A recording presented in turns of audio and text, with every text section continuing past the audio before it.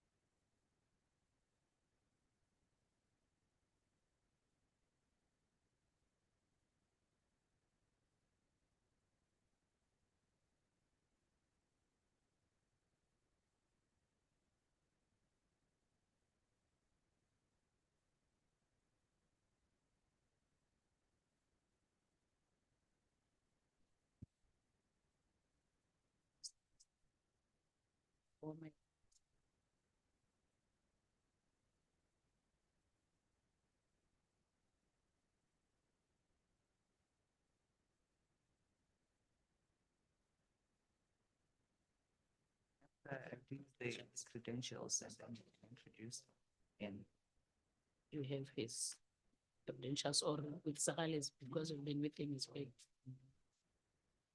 Then just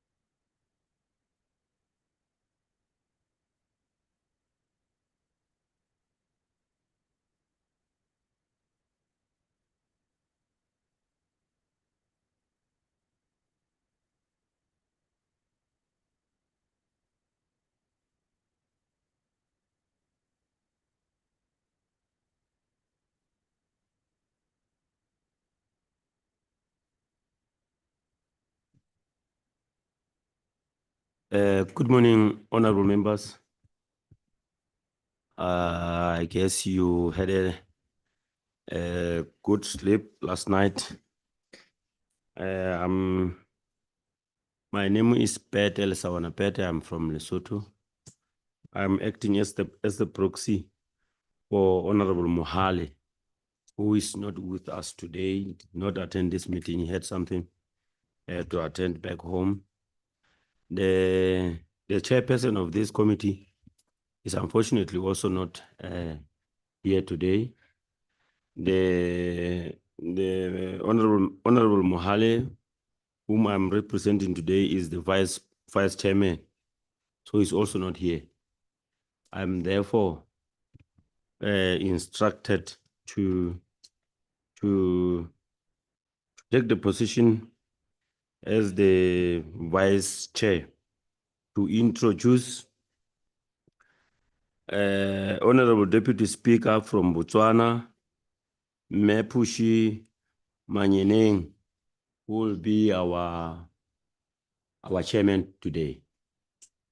Mepushi from Botswana is right in front of us here.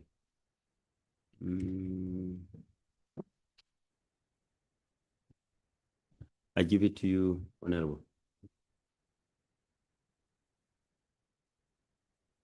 Thank you. Thank you, honorable member. Good morning, honorable members. Like I was introduced, I'm the acting chair. My names are Helen Pushimanyening from Botswana, the deputy speaker, also the MP. I'm also a member of this committee. So today I'll be chairing this meeting. So let me call the meeting to order and let me ask my secretary here to give us our credentials of the delegates. Thank you so much, Chair. Good morning, honorable members. So, in attendance for this committee this morning, we have Lesotho, we have Angola, we have Botswana, we have DRC, we have Eswatini, Madagascar, Malawi, Mauritius, Namibia, Seychelles, Tanzania, and Zimbabwe. We have apologies from Mozambique and apologies from South Africa, and by extension of the parliament being dissolved in Zambia, also apologies from Zambia. Thank you so much, Chair. Thank you, Madam Secretary.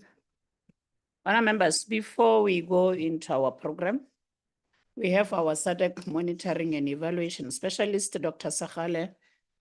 He wants to conduct a short survey before we go into our program. So I'll allow Dr. Sakhale to come in front and continue the survey. Dr. Sakhale. Thank you, Honorable Speaker. Good morning once again, honorable members. Let me stand on the protocol that has already been established. I'm going to lead honorable members on the knowledge, attitude, and practices survey.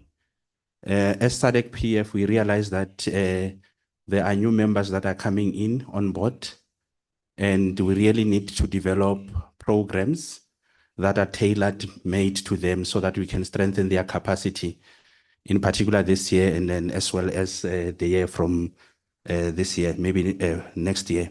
So we have developed a CAP survey that will help get information from members, what they already know, and then what they will really like SADC PF to strengthen their capacity on. So there is a code for Mentimeter on the screen. I will be moving around helping all honorable members to log in, those who cannot log in or have challenges. And then we can log and then go through this survey as quick as possible. Thank you.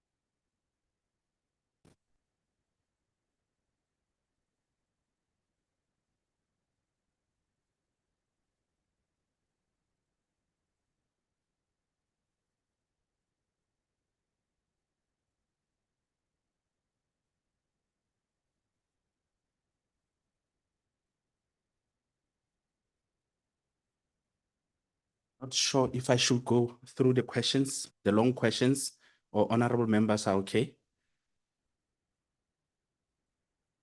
Okay, thank you. While honorable member are going through the survey, we noticed 3 countries that were not there. We apologize for that, honorable members. So what I've done. Pardon, honorable member?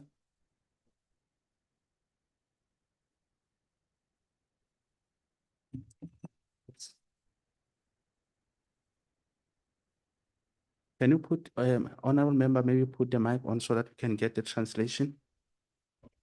Era só para informar que eu não consegui acessar, meu telefone não estava certo.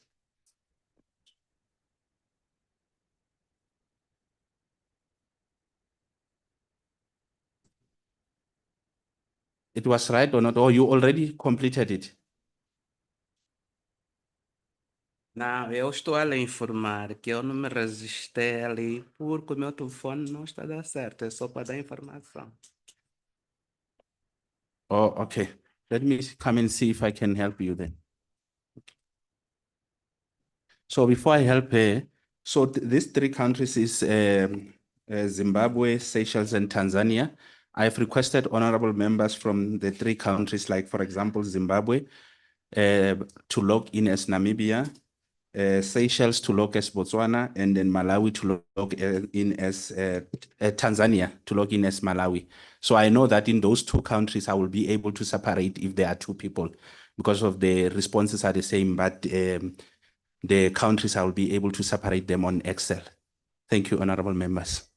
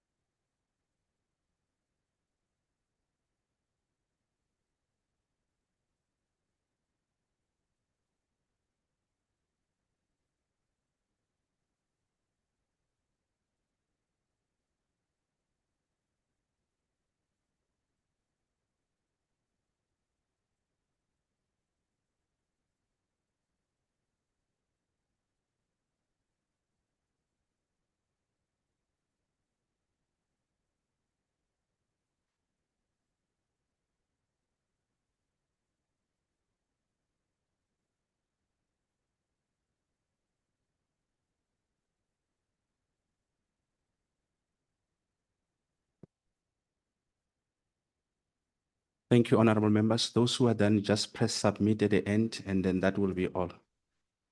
Thank you very much, honorable member.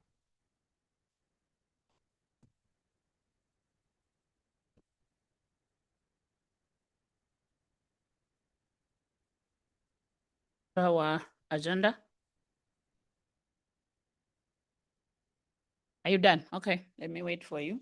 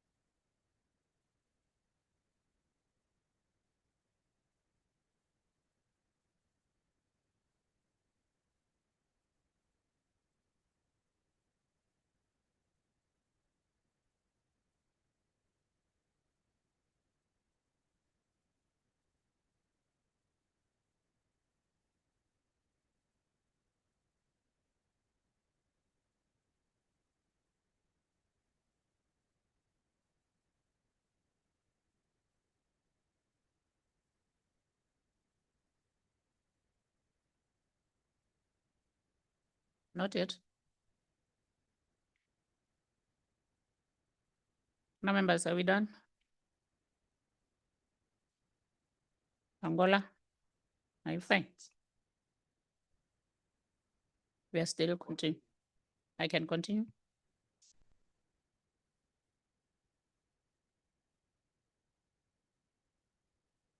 Honourable members, let's continue with our agenda.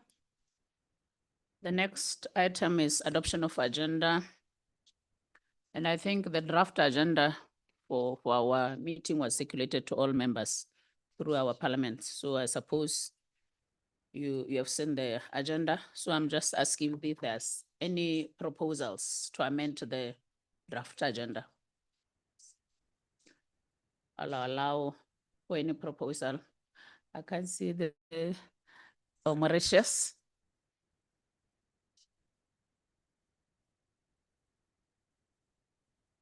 Yes, we should adopt page by page so that we don't skip any or we don't omit. Do you have the minutes, honourable members, or should I give you time to open? Are we all set with the minutes? Okay, I think it's best we go page by page so that we don't omit anything. Aha. Okay. Okay. I think I've skipped something. Sorry, honourable members. We should first adopt the agenda before we go into the minutes.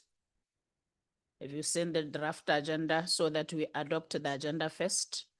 If there's anything to be added or subtracted from the agenda, can you look into the agenda?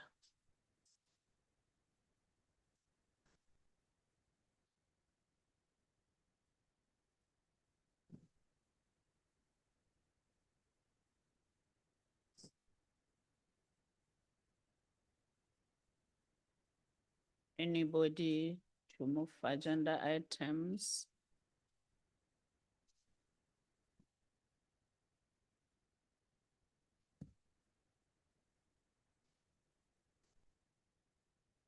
Members who's moving adoption of agenda, Lesotho, I move, we adopt the agenda.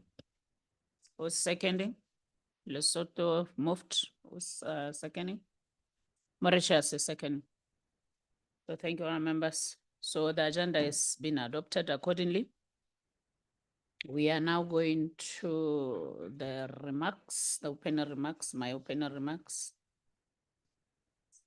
Honourable members, it is a profound honor and privilege to welcome you to this vital statutory meeting of the Standing Committee of GWAT, the Gender Equality, Women Advancement and Youth Development. We gather today under a theme that is both a call to action and strategic necessity, enhancing parliamentary advocacy for the effective domestication and implementation of the SADC protocols for democratic and inclusive governance. Our region is committed to gender equality and is formally anchored in the SADC protocol on the gender and development, which serves as our primary framework for achieving parity across political, economic, and social spheres. This commitment is further integrated into the SADC Regional Indicative Strategic Development Plan, RISDP, for 2020 to 2030, which identifies gender as a cross-cutting and essential factor for successful regional integration. The RISDP emphasizes the need for balanced representation across all sectors of society to ensure substantial equality of opportunity, with youth and persons with disabilities as key demographics for parity. Furthermore, the African Union's agenda reinforces this mandate, calling for the full empowerment of women and youth as a prerequisite for sustainable development. However, we must confront a sobering reality. While our member states have made significant strides In adopting regional frameworks, a critical gap remains in the domestication and enforcement of these instruments are at the national level. As the technical engine of the SADC Parliamentary Forum, it is our constitutional duty under Article 6C to move beyond paper compliance. This one-day session is a strategic intervention designed to transform regional commitments into national action. We are here to review our progress through the action taken metrics and ensure that the 50-50 gender parity principle is not merely a statement of intent, but a binding reality for the over half of our electorate who are women. Honorable members, today's agenda is intensive and focused. We bear the responsibility of ensuring that national laws, policies, and budgets reflect the aspirations of our regional commitments. Our deliberations today will guide the recommendations we put forward to the 59th Plenary Assembly, ensuring that our oversight remains rigorous and our advocacy remains effective. I look forward to insightful contributions as we work together to bridge the gap between policy and practice, ensuring that no woman or young person is left behind in our quest for a more democratic and inclusive SADC. I thank you, honorable members.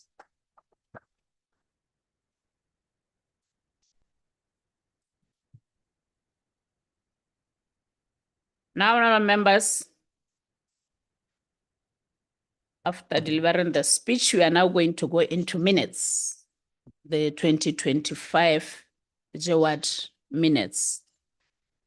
I think we should go page by page to look into the minutes so that we should not or will not omit anything on those minutes.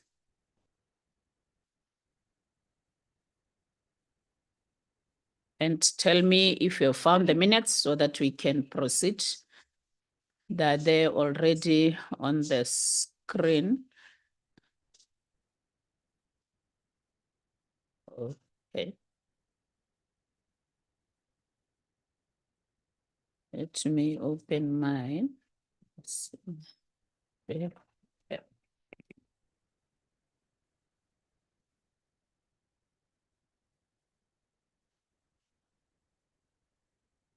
Okay. Members, I'll see by raising of hands if there is anything on the pages. Honorable from Mauritius.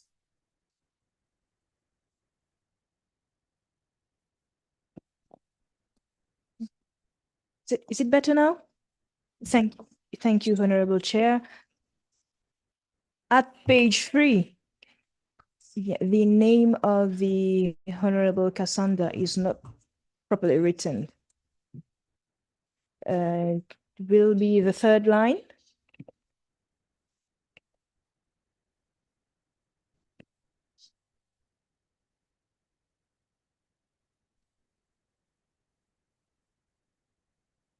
Thank you, Chair. Yes, page 3.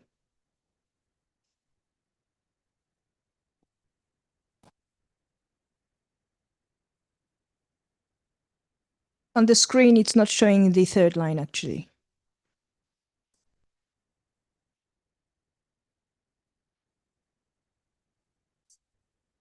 Third line.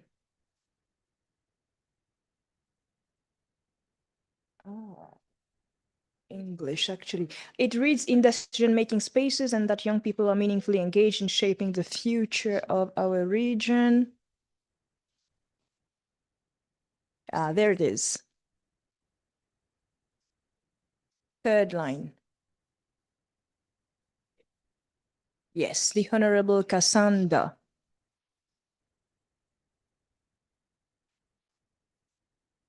Spelled K-A-S-A-N-D-A instead of ish. Yeah.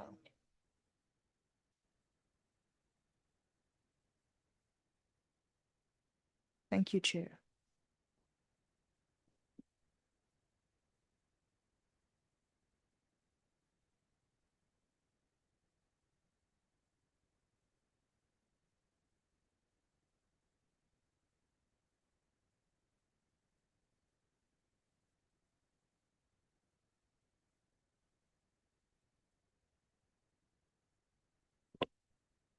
Presidente da sessão, é só para dizer, ali o que está projetado, no meu nome falta uma letra no José, mas no documento que eu tenho está completo, só no que está projetado. Falta a letra E, José. Mas no meu nome tá projetado, tá bom.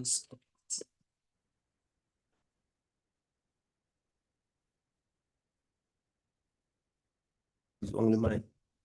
I can't get the interpretation.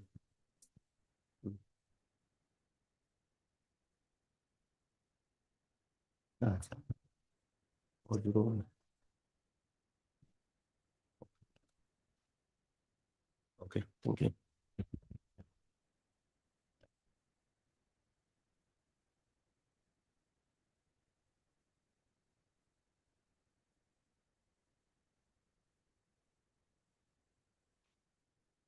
Era She só was para supposed to dizer, cover her name. o meu nome, na segunda linha, o que está projetado falta uma letra, mas no documento que eu tenho tá certo. Era só para corrigir aí.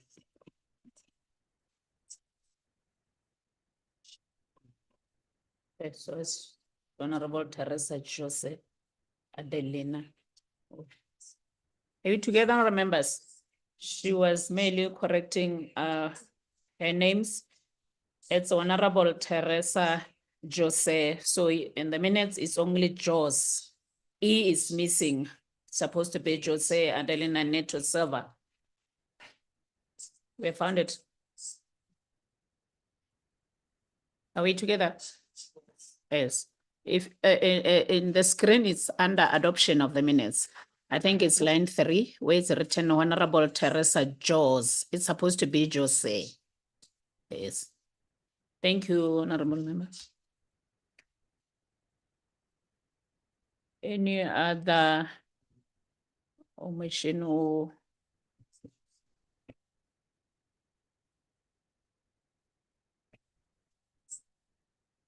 let's continue to go through our minutes.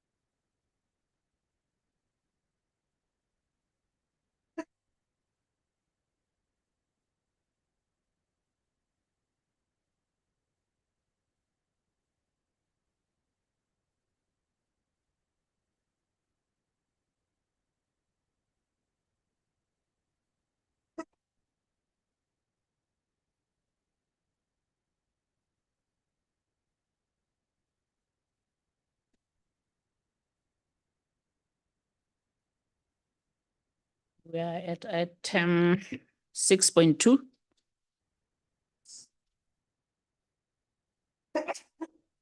You have any corrections there? Can go to item 6.3. Any correction?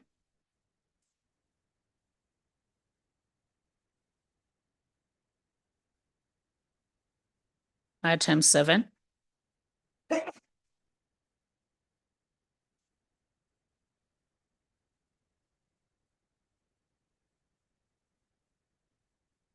Please let me know if I'm fast. It's okay. Okay. Item 8.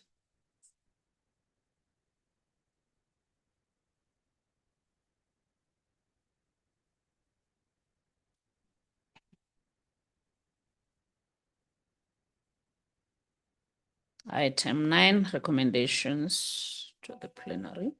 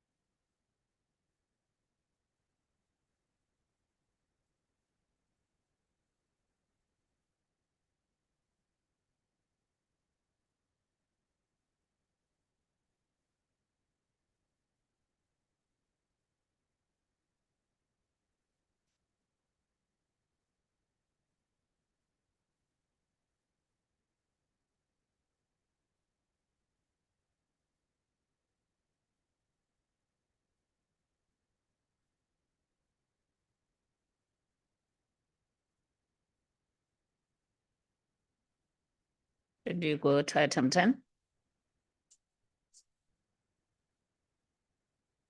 We are still at item 9.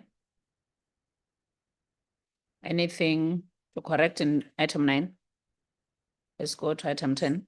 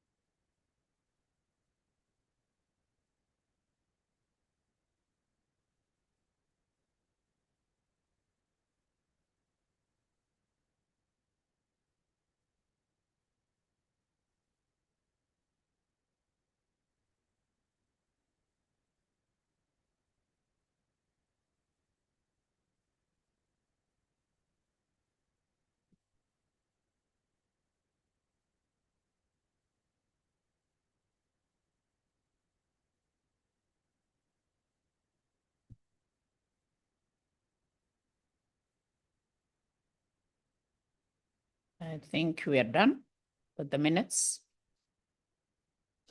Can I propose one of the members to move and adopt the minutes? Especially those who were present in this meeting are the ones who are eligible to move and adopt.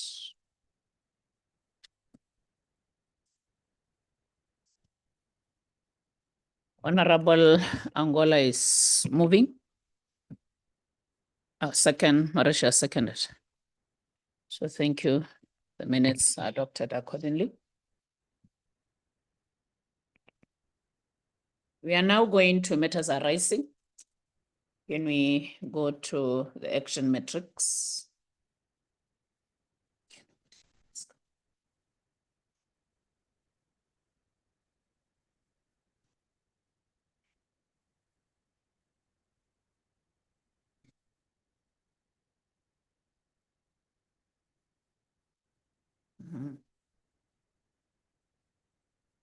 Honourable members, kindly refer to the action taken matrix prepared by the secretariat.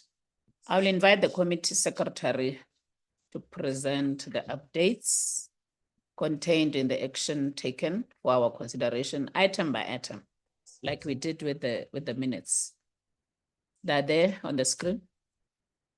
I think also having them. Thank you so much, Chair. We will go through the decisions and resolutions taken in the last sitting. The first item is calling upon SADC member states to expedite the signing, ratification, and domestication of the revised SADC protocol on gender and development of 2016, recognizing the current inadequacies in uptake, particularly the limited progress by some member states, including Mauritius. So when it comes to implementation of this particular resolution, a policy decision has been adopted for SADC PF committees to prioritize the ratification and domestication of SADC protocols, including the revised protocol on gender and development. This focus strengthens awareness, advocacy, and implementation across member states. The current GEWAD session focuses on the revised SADC framework for achieving gender parity in politics and decision-making, thereby equipping members of parliament with the tools, knowledge, and momentum required to accelerate progress on gender parity and reinforce commitments to the protocol's effective implementation. The second resolution is calling upon SADC member states to strengthen the implementation of gender-sensitive budgeting frameworks and ensure the allocation of adequate, ring-fenced resources for gender equality institutions and youth development programs in order to address existing gaps in financing and operational effectiveness. The progress when it comes to this resolution is a deliberate emphasis is being placed on strengthening parliamentary capacity to advance gender-responsive budgeting and resource allocation. The Secretariat is also prioritizing training for women MPs in financial inclusion and raising awareness of gender-responsive oversight model to equip members of parliament across the region to effectively address financing gaps and enhance operational effectiveness in gender equality and youth programs. Another resolution from the last sitting was calling upon SADC member states to establish an institutionalized SADC Youth Forum to facilitate structured and meaningful engagement between youth and parliament in order to address the current absence of a formal regional youth leadership platform. And the actions around this resolution is that the plenary decision to operationalize a youth caucus has not yet been implemented due to financial constraints. Meanwhile, the Secretariat continues to promote an intergenerational approach by integrating youth participation, especially across standing committee programming, as reflected in the themes and activities of the 59th Plenary Assembly, which is to be in Seychelles. Youth engagement is further maintained through the active inclusion in program delivery, including delivering remarks during the official opening sessions of the plenary assemblies, a demonstration of SADC PF's collaboration with the youth. SIOF continues to partner with SADC PF to provide social media visibility for SADC PF activities, including committee sessions and model law development. And as you would remember, honorable members, there was a particular session that was just earmarked to youth engagement, and they gave a meaningful presentation in the past joint sitting that we had. Another resolution from the past meeting was calling on member states to develop and implement a youth development scorecard with clear accountability mechanisms and measurable indicators to track progress on youth-specific programs and protocols, addressing current gaps in monitoring and evaluation especially. And the Secretariat, when it comes to this resolution, is jointly resource mobilizing with youth organizations like SIOF to support the development and implementation of a youth development scorecard with clear accountability mechanisms and measurable indicators to track progress on youth-specific programs and protocols, thereby addressing current gaps in monitoring and evaluation. And another resolution was calling on member states to enact and strengthen legislative frameworks to address technology facilitated gender-based violence and promote digital inclusion in order to close existing gaps in legal protection and access to digital spaces. And the 58th plenary resolved to amend the SADC model law on elections to address emerging challenges such as cybersecurity, data protection, digital misinformation, and online campaigning. These reforms would go a long way in addressing technology-facilitated gender-based violence and promoting digital inclusion, thereby helping to close existing gaps in legal protection and equitable access to digital spaces. So in this regard, the Secretariat is actively mobilizing resources and engaging cooperating partners to support the amendment process and ensure a comprehensive and consultative review of this model law. Another resolution was calling on member states to establish and institutionalize systematic monitoring of gender indicators under SADC PF project on enhancing accountability and citizen participation of 2025 to 2027 in order to strengthen data-driven oversight, to track progress and to improve accountability in project implementation. So the progress that has been made is that the project demonstrates deliberate mainstreaming across all outputs through activities promoting women's political participation, inclusive governance, and gender-responsive parliamentary strengthening. This includes the development of a gender-sensitive SADC model law on constitutionalism and the rule of law, policy dialogues, research, stakeholder consultation, and training initiatives. In addition, a gender expert, myself, and an M&E expert have been recruited under the project to strengthen data-driven oversight and monitor progress and enhance accountability, especially in implementation. So that is the status of what was discussed in the last sitting of this committee. Thank you, Chair. I'll hand it back to you. Thank you, Ms. Secretary. Honourable members, there you are. Do you have any queries with the action items? If there's any, I'll see by raise of hands or your flags to discuss those queries if they're there.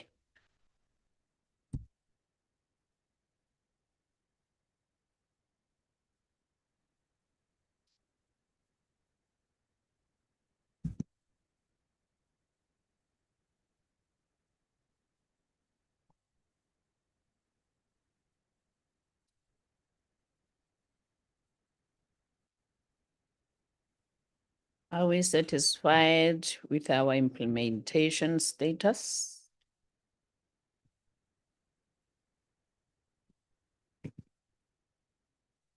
Where resolutions met accordingly? Is that what we must discuss?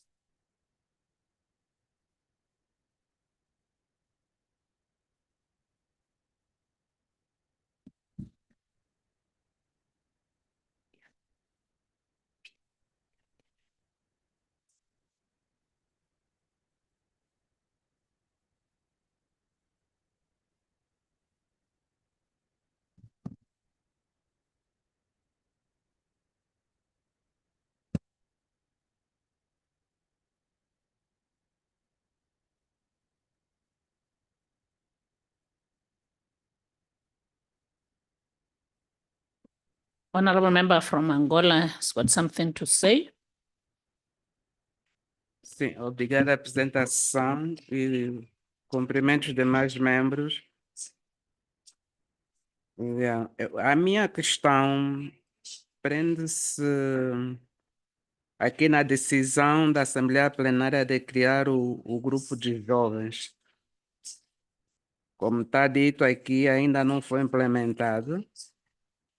Era só para continuar a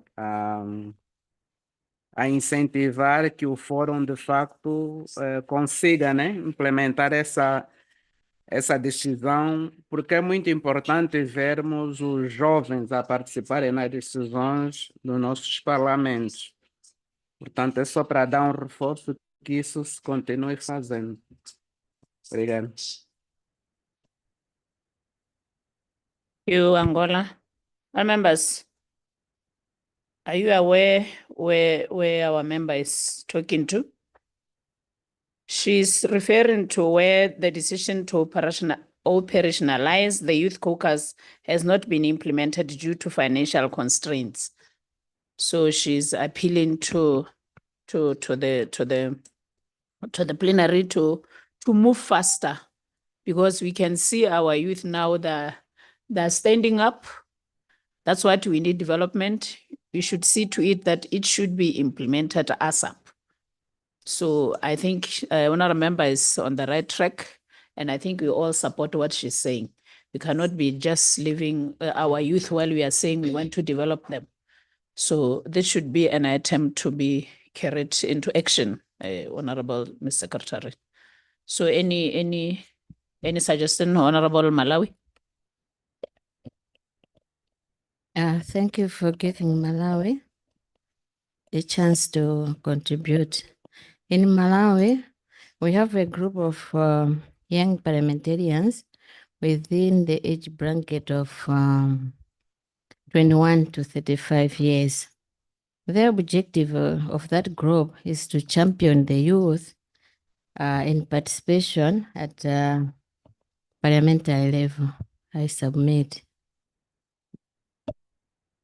So Honorable Malawi, she was just expressing the need, why it's essential for us to put that action into,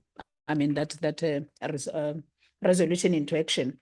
So she was just giving us an example in her country that it is critical to do that. Any, honorable member again?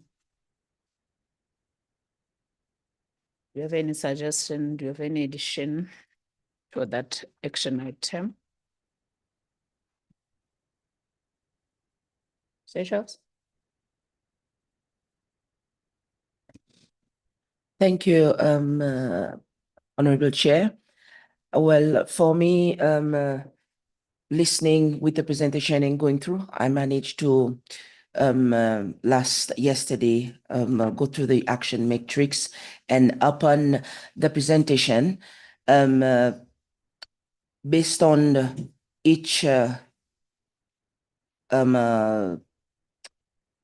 bracket as we go through, I can say on the progress and on gender equality, I can say we are very encouraged by the renewed efforts to accelerate the ratification implementation of the SADC gender protocol, whilst also we recognize that the parliamentarians are being equipped with tools to drive gender parity in political and decision-making processes. And in relation to the budgeting and resource allocation, I recognize that the gender responsive budgeting remains central to ensuring that commitments translate into real impact, as much as the capacity building initiatives are empowering members, particularly women MPs, to strengthen oversight. And definitely youth empowerment. I recognize that while the financial constraints have delayed the formal establishment of the SADC Youth Forum, youth participation remains active and visible. And also for the proposed youth development scoreboard will be key in enhancing accountability and measuring progress. And the digital and legal reform, and something that we are moving on very quick as a region and also worldwide. I recognize that we are addressing technology-facilitated gender-based violence is essential in today's digital age. This is very important. And also the reforms to the model law on election will strengthen protection and promote digital inclusion. Again, in relation to the accountability and data, I definitely support the integration of gender indicators, and the appointment of experts marks an important step towards data-driven governance. And this is something very important as a region, as well as we want to domesticate it nationally in our specific countries. And we must continue in strengthening the monitoring system to ensure the measurable progress. So for me, I see that the progress achieved is commendable, but sustained commitment, adequate resources, and collective action remain essential to realize our shared goals. I thank you, Honorable Chair. Thank you very much, Honorable Member from Seychelles. And indeed, if you look into these items and their actions, indeed, we have moved to a development, as we have promised our committee that we are going to develop our gender, especially women and youth. And again, can we clap for our gender expert, Ms. Totlo? She should stand up so at least we can see practically she's here. Also, Dr. Sahale there, our monitoring and evaluation expert is always there. So we can see we are having that the end of the tunnel, we can see the light. Yes. So honorable members, can we proceed with our agenda?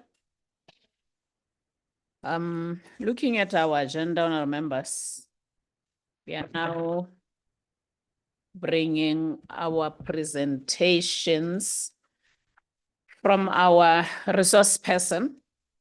Our resource person is Ms. Portia Korima. She's a lawyer by profession and a development practitioner specializing in gender, human rights, and governance. She's currently a program and policy manager for gender justice with Oxfam. Can you allow her to present? Welcome, Honorable Portia Korima. Thank you very much, Chair. Good morning, honorable members. I am going to ride on the already established protocols. My job this morning is, I hope, quite easy, because when I looked inside the room, I said to myself, this is the exact reason why we are here. And we all know why we are here. We want more of us in this room and in rooms beyond and in other rooms that we are not part of. So I am going to be taking you through. I'm going to make two presentations. But the gist of my presentations really is how do we operationalize the gender parity framework? How do we operationalize the gender parity framework? That is the assignment that I've been given this morning.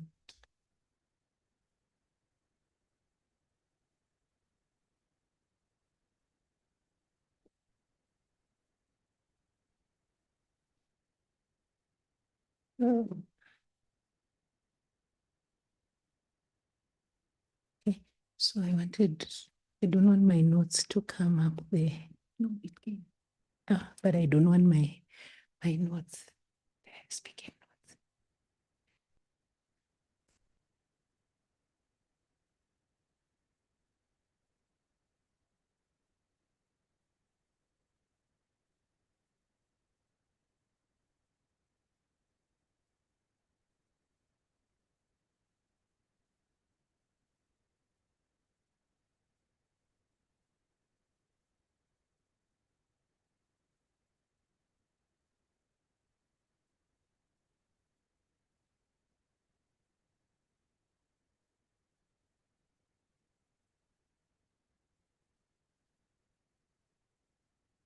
Bear with us. She's still having technical glitch, but okay, there she is.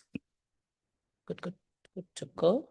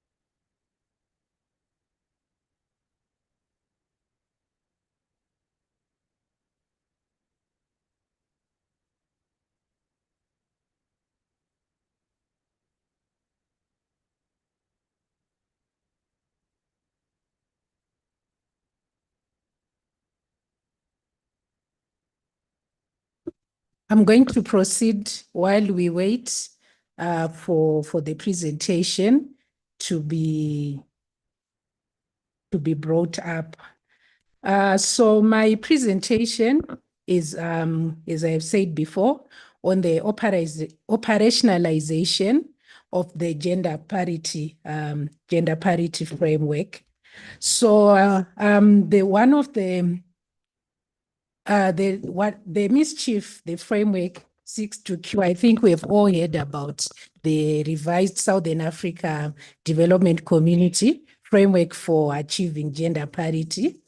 It seeks to cure, I can say cure, women's underrepresentation.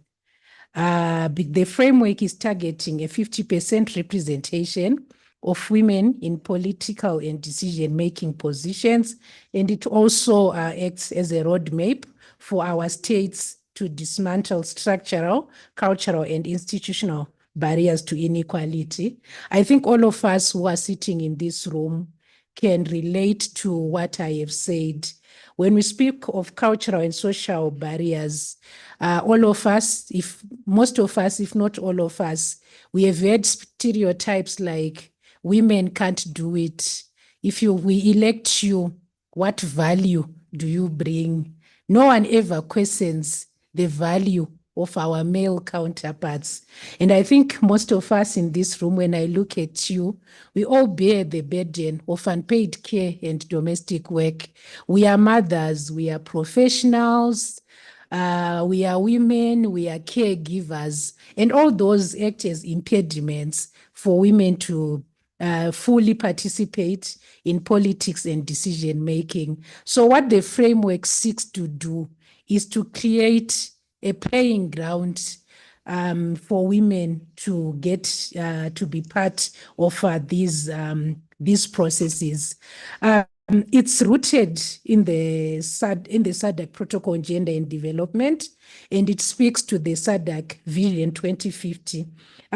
Vision 2050, the SADC Vision 2050, and Visions Southern Africa, where all citizens are treated equally, regardless of gender, and also the elimination of gender-based violence.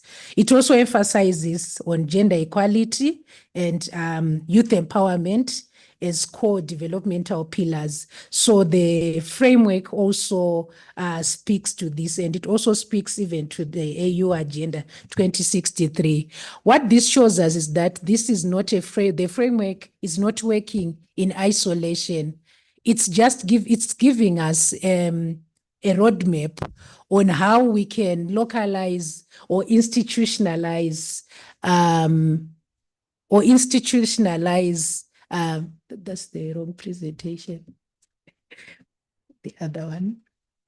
How we can institutionalize our own gender parity framework. So the key objectives of the frameworks include equal representation in decision-making, economic empowerment, eradicating gender-based violence. I think the Honorable from Seychelles spoke to technology-driven gender-based violence. And you find that when women want to participate in decision-making, and especially politics, they encounter diverse gender-based violence. And these days it's technology-driven. You find insults and assaults on Facebook, on TikTok, questioning women who are in power. It also focuses on equal access to education and also harmonization of regional instruments, as well as monitoring and accountability. So I'm just going to ask you to go to slide 2. There is a picture that I want us to share. Let's go to up. Yes. So I wanted to start with this picture. When I started my presentation, how many of us have felt like that in this life? I believe that the majority of women who are here, and the gentlemen who are here as well, are here because women somewhere, women in the nations that we are coming from, feel like that decisions are made about us at tables that we as women do not sit on. So the framework wants to cure that. It wants women to get inside that room and sit at that table and speak. It wants to remove us from just being from women from just being onlookers. So as we go through the presentations today on how and why we should be doing this, our why is that women must not be bystanders. Women must sit at that table. So some of the strategic actions, I'm going to proceed to the next slide, which is slide number 5.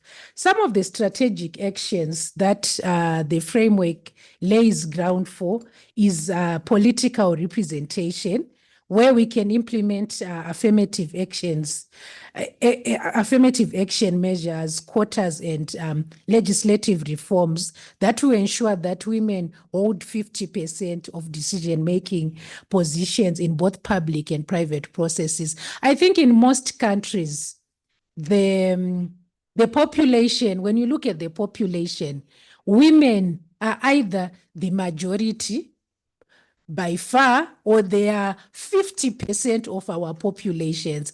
So, honorable members, it's an anomaly to have plus 50% of the population not being part of the decision-making process, not sitting on that table earlier. It's an anomaly, and this is the reason why we should ensure that we domesticate and create frameworks for gender parity. Other strategic actions also include economic empowerment. I think during this week, part of the things that have been reiterated in the main house is that economic empowerment is important for women. Women can't participate, especially in politics, when they are not economically empowered. I remember Honorable from Namibia, who's not part of this house, explaining to us that we need to, when it's campaign time, sometimes women find it very difficult to go and campaign because you don't have the money to go across maybe your constituency, or if you are vying for a bigger seat, you lack the resources of to go across the country. It also, as part of the strategic actions, include legislative reforms that will result in gender responsive laws and policies. And it also looks at education and health.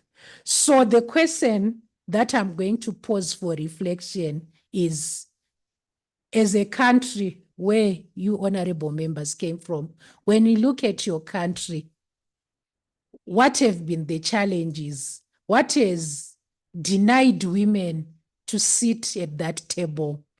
What are the conditions that are prevailing that have made women perennial spectators? They are not just spectators. If you looked at that picture, they are not spectating from within the room. They are outside the room. There is a glass, there is a barrier. What are the conditions that are making that conducive, that have created that barrier, that ceiling for women to be in that room? So I'm going to move on to us, to you as parliamentarians, on your role. What can you do? What are you supposed to be doing as parliamentarians? Parliamentarians are the drivers of change who can transform this framework from a policy document into a lived reality. I think when the chair was giving her opening remarks, she mentioned that gender equality must not be merely a statement of intent. So for as long as there is no domestication and enforcement of this framework at national level, it means that we are just making this framework, as wonderful as it is, we are making it a statement of intent. It's a white elephant. It's just sitting there. So it's the role of you honorable members as parliamentarians to actually actualize this at national level. Your influence ensures that gender parity is not just aspirational, but actionable. How do you do this? You are the bridge of the gap between regional and international commitments and domestic realities. You know the constituencies that you represent. You know what is prevalent in the countries that you represent. And you can take you can take issues from here, from the framework, you can take those back home. You are positioned to operationalize the framework because as part of this forum, you sit at the intersection of lawmaking, oversight, and advocacy. So that is part of your role. You can transform this framework from just a statement of intent into a tangible change across your member states. So how then do you do this? You can champion constitutional quotas. We are going to move to how we are going to do this, but I want this house to appreciate the bigger picture of the things that you can do to institutionalize this framework. You can introduce gender responsive legislation by ensuring that all laws are reviewed for their impact on women and girls. You can also contribute towards the strengthening of accountability mechanisms by advocating for monitoring and reporting systems that track progress on gender parity.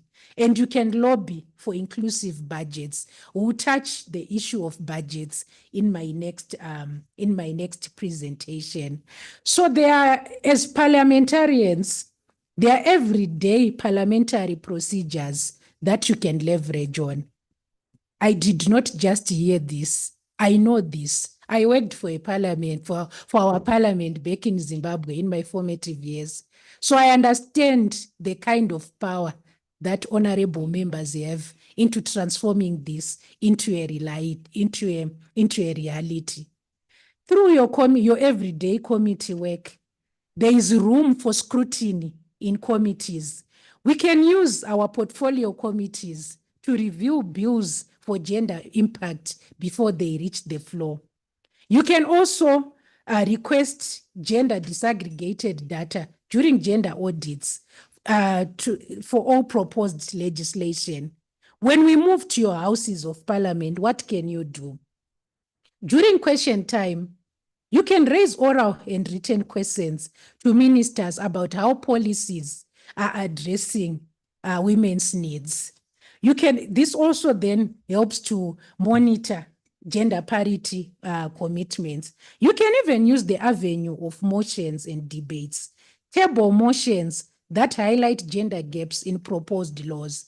I think one thing that I have noticed is that when we think of gender in the law, sometimes we only restrict ourselves to laws that directly speak to gender. You find that we think about gender when there is a law that directly relates to gender.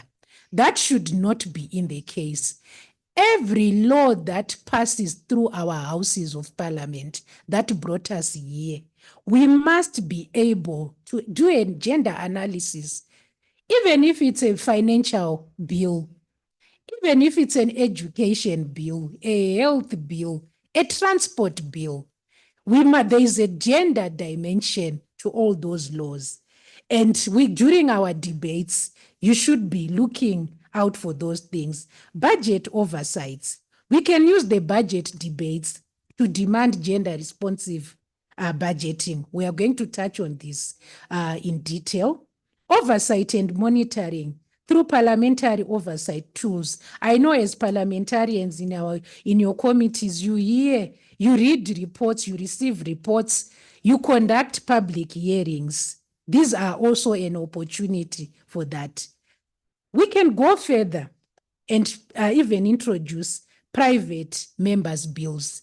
Even if I always say to myself, parliamentarians sometimes abstain from private member bills because the history of most countries or parliaments shows that the success of private member bills is on the lower side.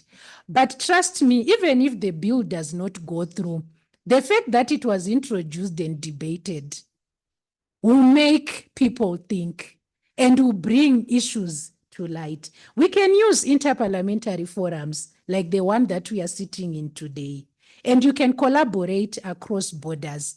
I'm sure in this technology era, we just don't meet here, unlike years back, where if we met here, then we would all go to our countries probably and have no way of communicating. I know you have strong networks.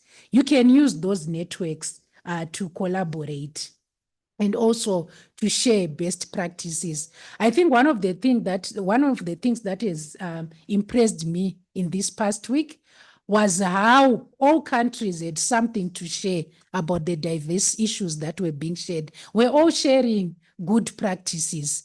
So let's also do that in terms of when it comes to gender parity.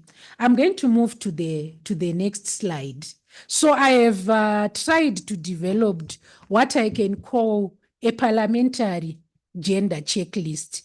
I will condense this into a page and then share with Hlohlego, then she can also share with the committee. Yes.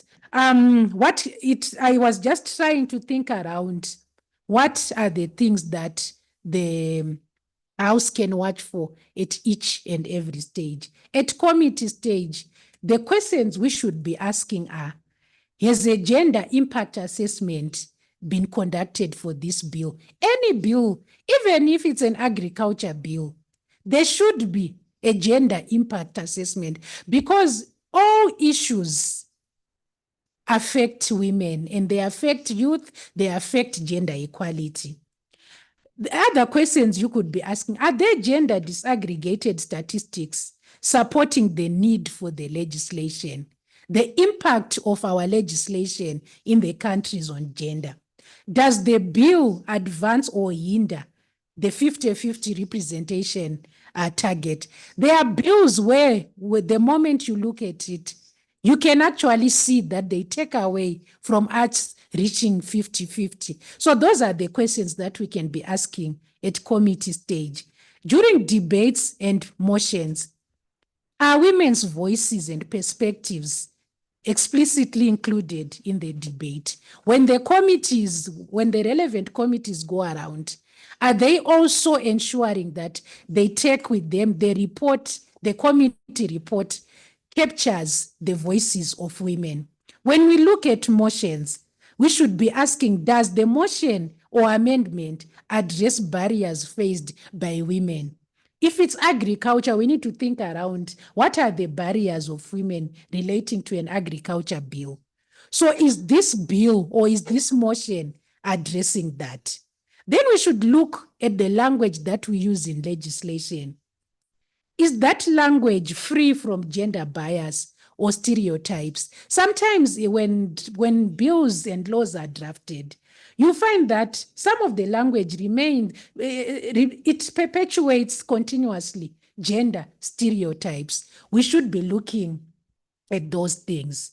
When we are doing our budget oversight, I think all of us, we more or less, as countries that are represented here, we have a budget process. Does the budget allocate resources for women's empowerment programs? Are there funds earmarked for gender-based violence prevention and survivor support? Do we have a mechanism to track gender responsive spending? You find that sometimes allocations are made in budgets, but we never track that money to find out whether that money went where it should have gone. But that's also important if we want to institutionalize gender parity.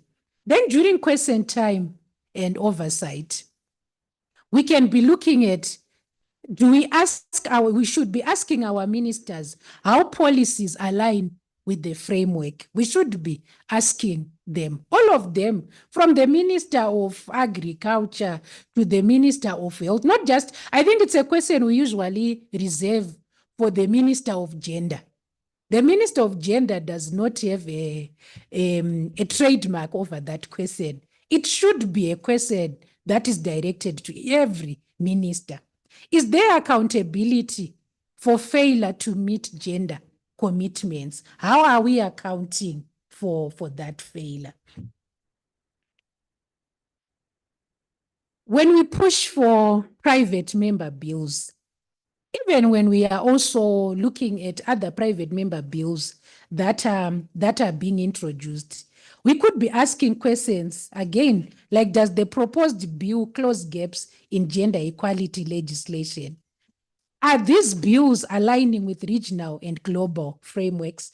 And do they strengthen women's participation in governance and peace building? So when should we be applying such a checklist or such a lens? At the committee stage, we must apply this before approving our bills. That is when then, if anything is not being answered, we can then ask for answers.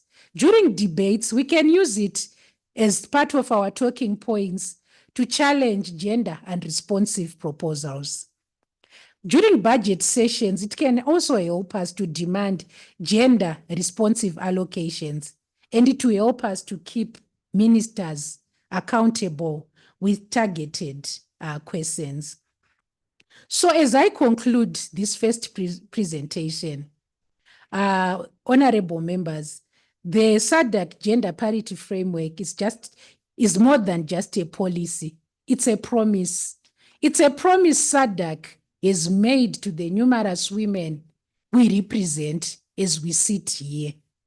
It's also a promise that by 2035, women will no longer be spectators in decision making. We are refusing to be kept out of the room. The women that elected you, the electorate that elected you, honorable members, were also refusing to be kept out of that room. So every law that we pass and every budget that we debate and every committee meeting that we are part of or that we attend must carry the lens of gender responsiveness. So I'm going to conclude here. This is the first part of my presentation. Thank you. Thank you, Honorable Presenter. Can we also do another round of applause for her? Now, honorable members, it's our time now to seek any point of clarification, questions, and we have 10 minutes allocated for that. I'll see by a raise of your flags. Honorable from Zimbabwe.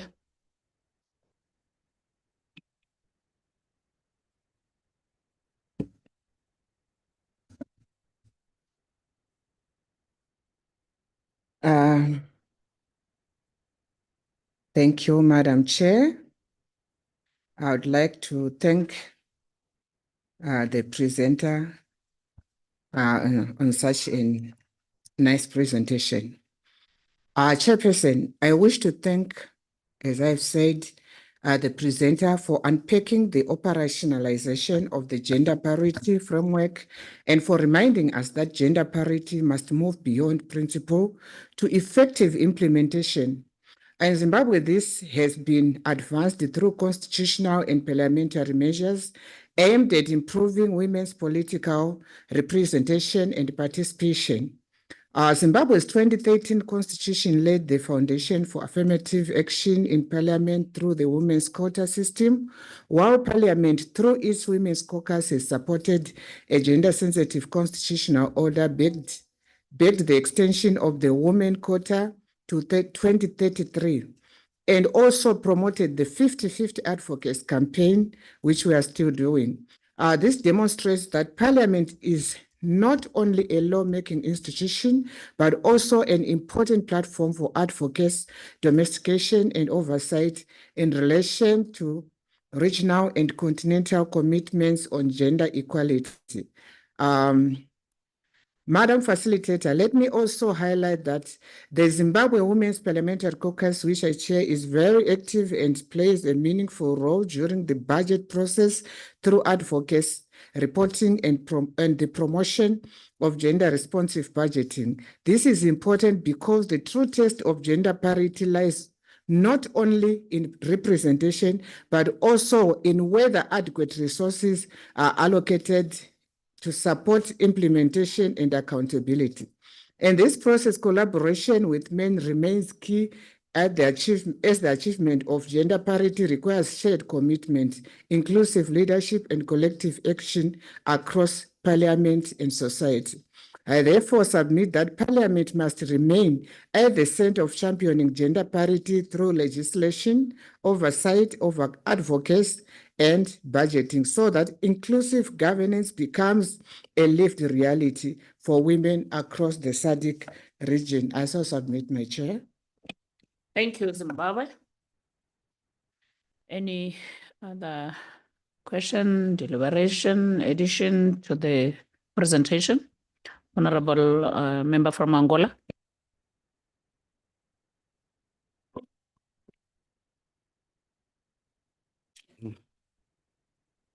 Obrigada, senhora presidente da sessão. E gostaria também de parabenizar a apresentadora, que trouxe um tema muito interessante e que nos faz lembrar, como mulheres, o que é que nós precisamos continuar a fazer, porque já fazemos. Senhora presidente, dizer também que a Constituição da República de Angola, todos nós somos iguais perante a lei, homem e mulher, não há separação.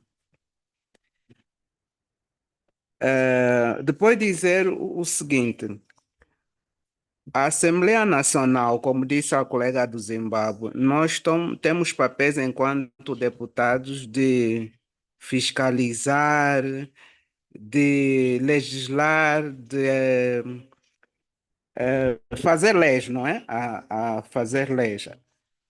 Mas também nós somos a extensão na comunidade. Por exemplo, o grupo de mulheres parlamentares em Angola, esse grupo abrange todas as mulheres dos grupos, dos partidos políticos que têm assento na Assembleia Nacional. E mesmo sendo ainda um grupo composto só de minoria de mulheres, somos apenas 89 nos 220 deputados, mas nós mulheres trabalhamos com os homens também, para eles serem os nossos advogados nos ambientes onde só tem homem.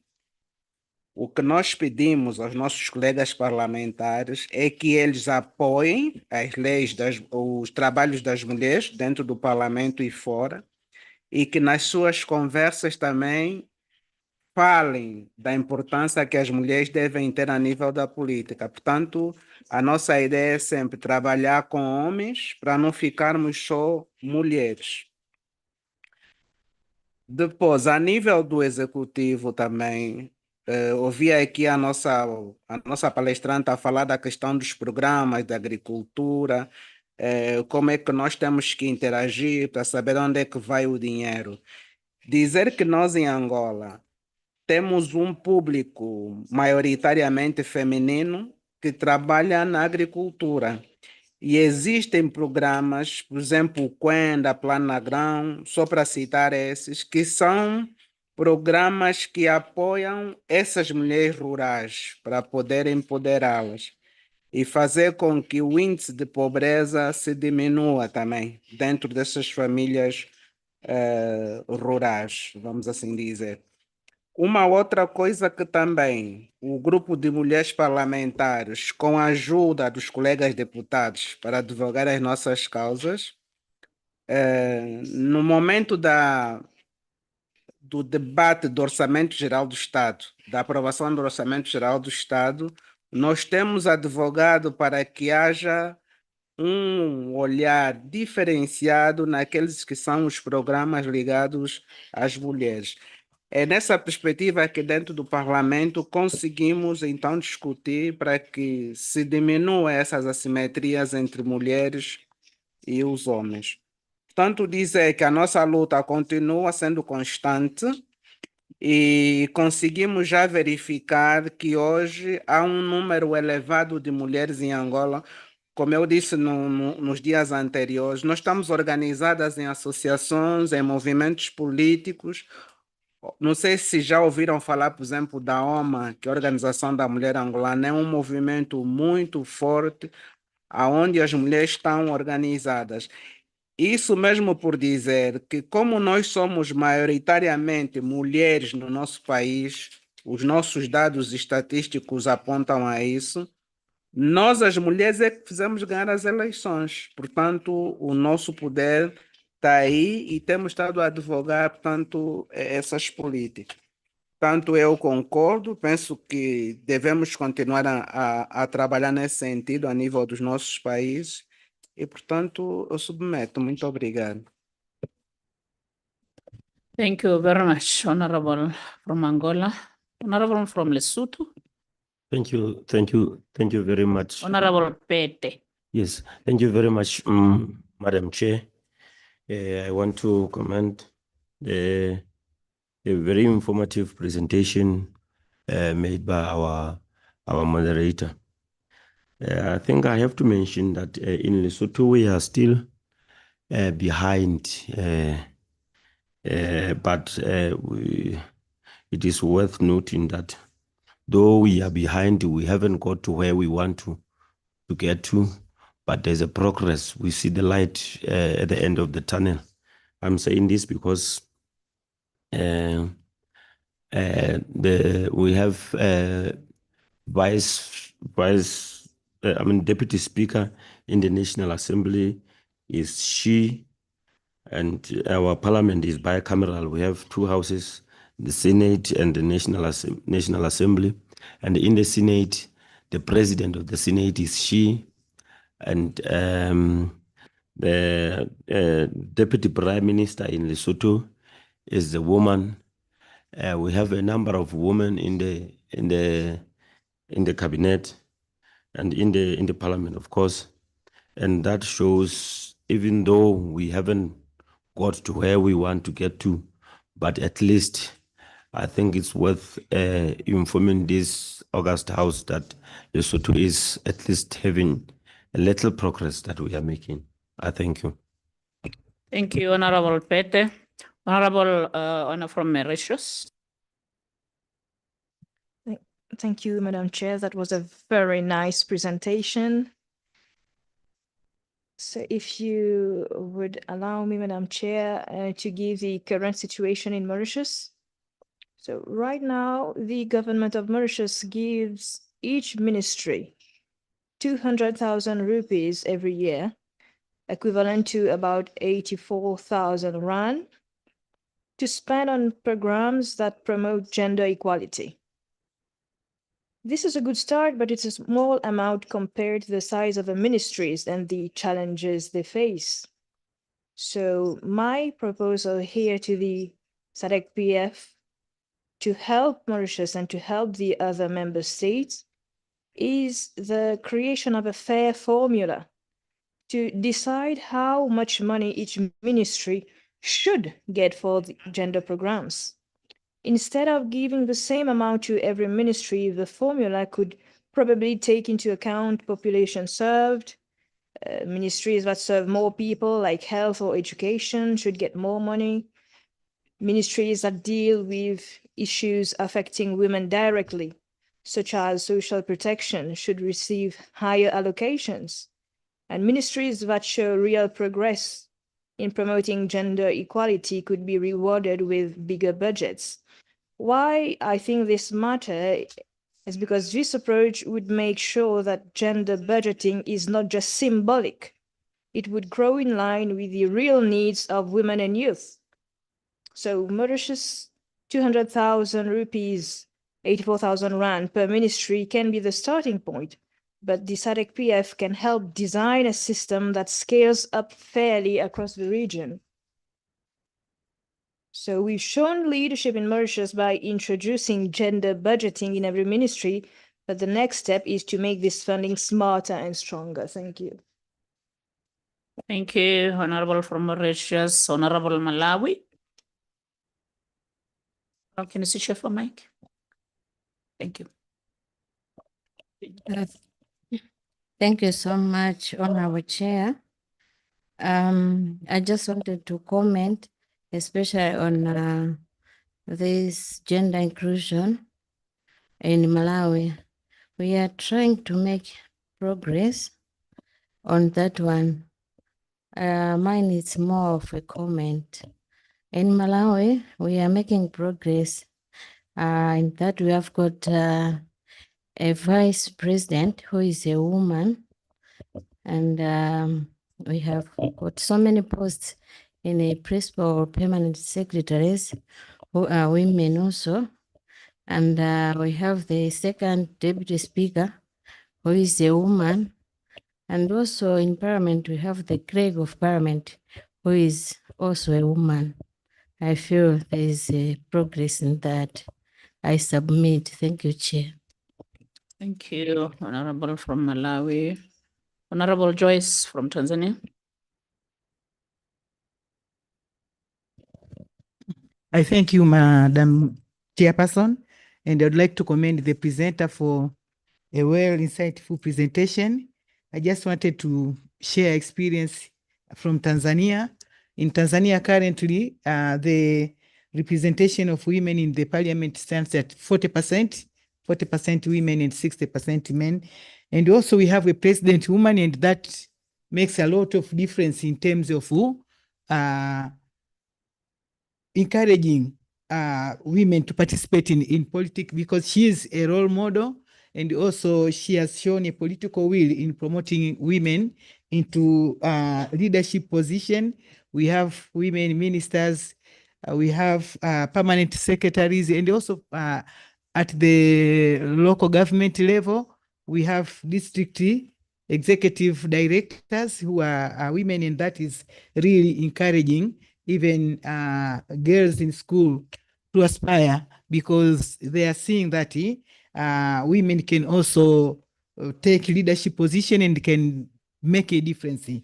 Also, in terms of youth empowerment, we have a Ministry of Youth, which is responsible for coordinating issues related to the youth. And currently, the government has issued like 200 billion Tanzanian shillings as seed money for youth to start up business so that they can participate meaningful in economic activities. So I wanted to share that, Madam Chair. Thank you for the opportunity.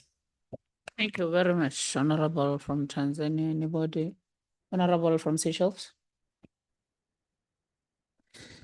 Thank you, Madam Chair.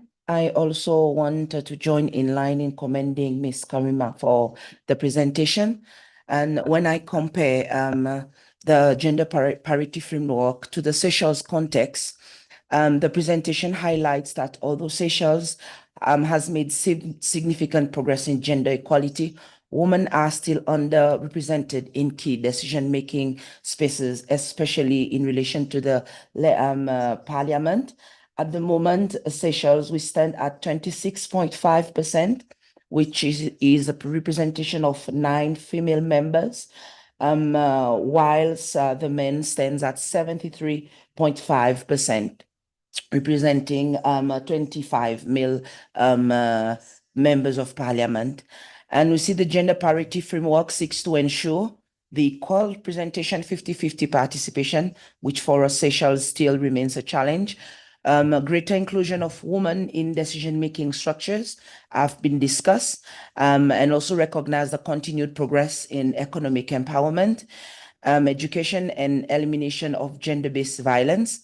And the relevance to Seychelles is that the women, we form a significant proportion of the population, yet representation, like stated earlier, in the parliament is very minimal, whilst to the executive, out of 14 ministers, we have 8 female members of the cabinet.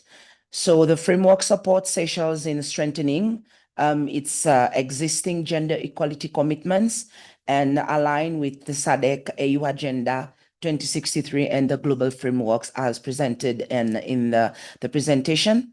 The key insight for Seychelles in relation to that, gender equality must move beyond policy success. We recognize that to full participation in the decision making. And as stated, women must not only benefit from policies, but also shape and influence them. Then again, our parliamentarians in Seychelles, we recognize the member of parliament, the woman. We are drivers of change, bridges between international commitments and national implementation, whereby we can ensure laws reflect gender equality priorities, strengthen oversight and accountability, and definitely respond to local realities affecting women in the Seychelles. And some practical actions for Seychelles Parliament. We can move to the committee stage, conduct gender impact assessment on all bills, and ensure legislation reflects real needs of women. And definitely, as stated in the presentation, debates and motion is a must, whereby we can raise gender issues in all sectors, especially for us Seychelles as a country, in relation to fisheries, tourism, finance, and health. Whilst definitely budget oversight is also an important context, we advocate for gender responsive budgeting, ensure funding for women's empowerment programs, and the GBV prevention and survivor support. This for us is very important. And the core message for Seychelles is that gender equality is not just a policy goal, it is a national commitment and responsibility in every law, policy, and budget decision. So we must reflect a gender responsive approach, and Seychelles needs to have a strong foundation, and we must move from progress and to full parity now. And women, we must sit at the decision-making table and definitely participate fully in leadership. I thank you, Madam Chair. Thank you, Honorable Member from Mauritius. Any additional members? Oh, from Seychelles, sorry. I think I love Mauritius mostly. But honorable members, I think when you listen to every member in the House, we are saying one problem, one same thing. So I'm urging that maybe as women, we should continue to come together, like the moderator talked about, maybe having our own group of asking for assistance from any member who's maybe, like, I've been listening to Seychelles, I think they are more advanced. I've been listening to Angola, they are more advanced. We should maybe try to benchmark in a way to say, how can we assist each other? Not forgetting Botswana, my country, we are still lagging behind. Remember, our population is just 2 million or 2.2. So we are still struggling to raise our heads as women because of these cultural issues where we are raised to say women doesn't come first. But we are trying to come out from that mud. So I'm just raising this point of benchmarking to say maybe we need to assist each other. How did you go about it in other countries? In Botswana, though, we are lagging behind, but remember, we are in a new government, which we got in 2020, end of 2024. In November 2024, the new government was ushered in. So we saw our president trying to bring women. But what I think is we are still, as women, afraid to raise our hands. Because I think even the presidents will try to assist us, but we'll be lagging behind, still saying, no, I can't, I'm not ready. But the main issue, again, like the moderator said, is finances. Women are stricken by poverty across. And all the time, we are single-headed led families. And sometimes it's very, very hard for us to raise money for politics. As you know, your counterparts as men will be having lots and lots of money. We don't know where do they get it. But I'm not trying to say we should just not stand up because of men are there. What I'm trying to say is we should stand up, like she has been saying. Let's challenge the budget, gender-based, gender responsive budget, so that we can have some shares in every budget. And when she talked agriculture, I just recalled that commonly women are back in the rural areas. They're back in the fields. So we must guard against this. Women are not supposed to be in the fields. Everyone is supposed to be in the fields. And more especially that you find that there are people who were using them as cheap laborers, not paying them enough, but they'll be working hard because they think that's where they can end. But let's try to talk to our women, push them out of these fields, bring them to urban areas, bring them to politics. Let's equip them. Let's educate them. So I just wanted to add my few suggestions. But I think I should give back to the moderator to maybe answer if there's any answer or addition if she wants to add. Thank you, moderator. Thank you very much, Chair and honorable members. I think what I picked up was there were a lot of valuable reflections. From Zimbabwe, I picked the importance and the centrality of Parliament in championing gender equality. And what I picked from honorable from Angola is the need to keep doing what you are doing as honorable members. And from Lesotho, I would like to say that you might think that you are behind, but it's not an event. It's a process, and you are in the right direction. And I must commend the honorable member for being in the room with us.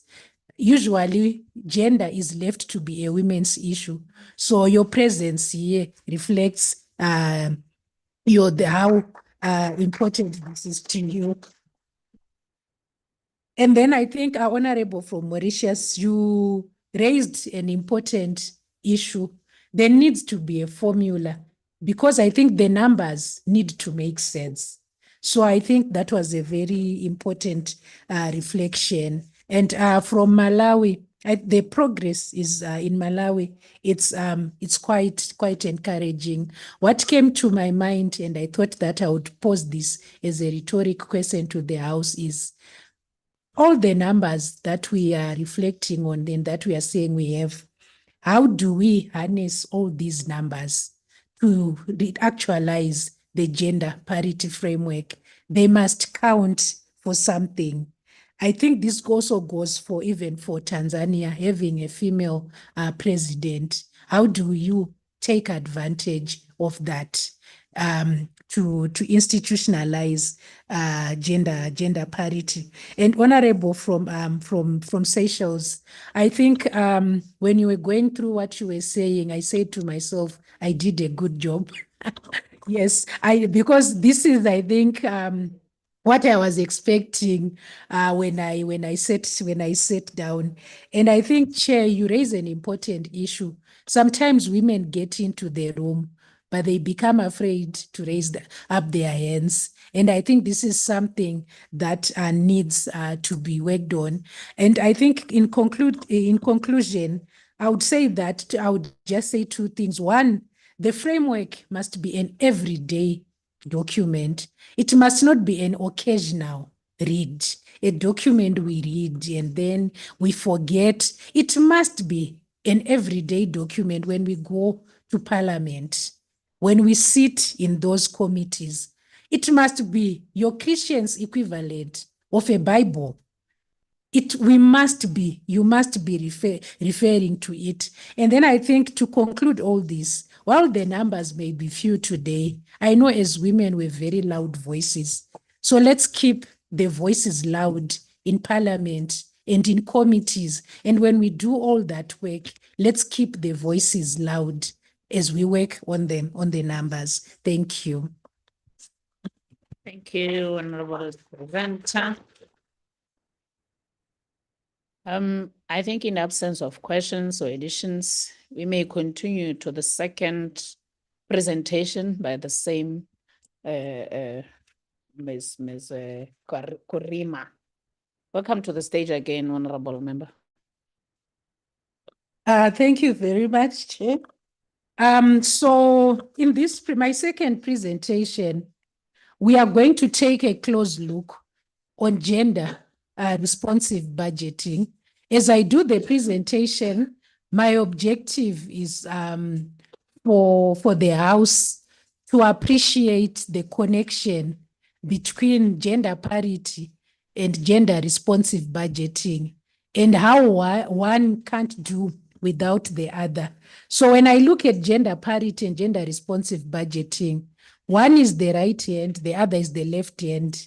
And I think unlike in the Bible, where we see sometimes it was written that the right hand did not know what the left hand was doing. In this case, the right hand must know what the left hand is doing.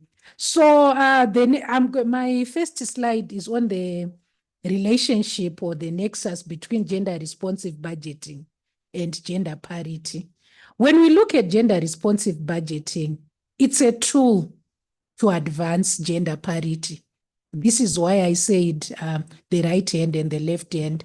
We were speaking about how money or finances are important to the participation of women in politics, right? For us to reach gender parity, we need money, and we need to track where that money is going. So gender responsive budgeting helps us because it ensures that public resources are allocated and spent in ways that address gender inequality, promote women's empowerment, and create fairer opportunities for all genders. So the question becomes, where is the money going? For the gender parity framework to be a reality, it sounds in a currency, in money. All those commitments sound in money, and that money is in the budget. So gender responsive budgeting links financial planning to gender equality goals. If we don't plan financially for gender parity, we will not achieve it. So the budget must be, our budgets in our countries, they must be drivers of gender parity. So how then does gender responsive budgeting support gender equality? Firstly, I'll speak to resource allocation for equality. So traditionally, budgets often overlook women's particular needs. Our budgets, they don't look at women's role in unpaid care work, maternal health, access to education. What I'm saying that traditionally, budgets did not adopt a gender lens. But gender responsive budgeting will assist in identifying these gaps and assist in then funding those needs. Accountability and transparency. Gender responsive budgeting will require our governments to track and publish how resources are used for gender equality. This then strengthens accountability and ensures that commitments to parity are measurable. So when it comes to gender responsive budgeting, we are moving from just allocations of votes. Isn't it that the Ministry of Finance allocates votes to various ministries? It must not end there. Gender responsive budgeting will then actually assist us in tracking how these resources were used. Then mainstreaming gender in policy. Gender responsive budgeting integrates gender perspectives in all stages of policy and budget cycles, ensuring that parity is not an afterthought. Number 3. But it allows us to view gender parity as a core principle of governance.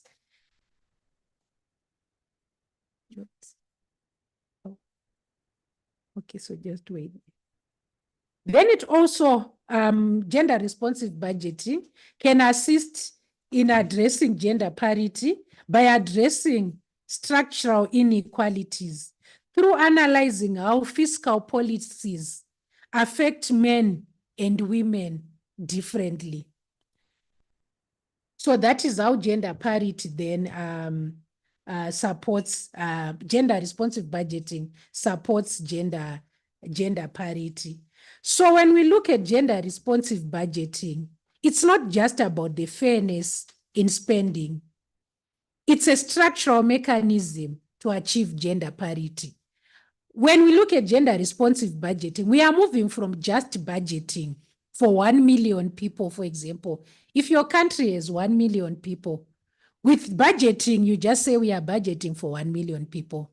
But gender responsive budgeting says we are budgeting for 400,000 men and 600,000 women. What are the needs of 400,000 men? What are the needs of 600,000 women? And that then steers us towards gender parity.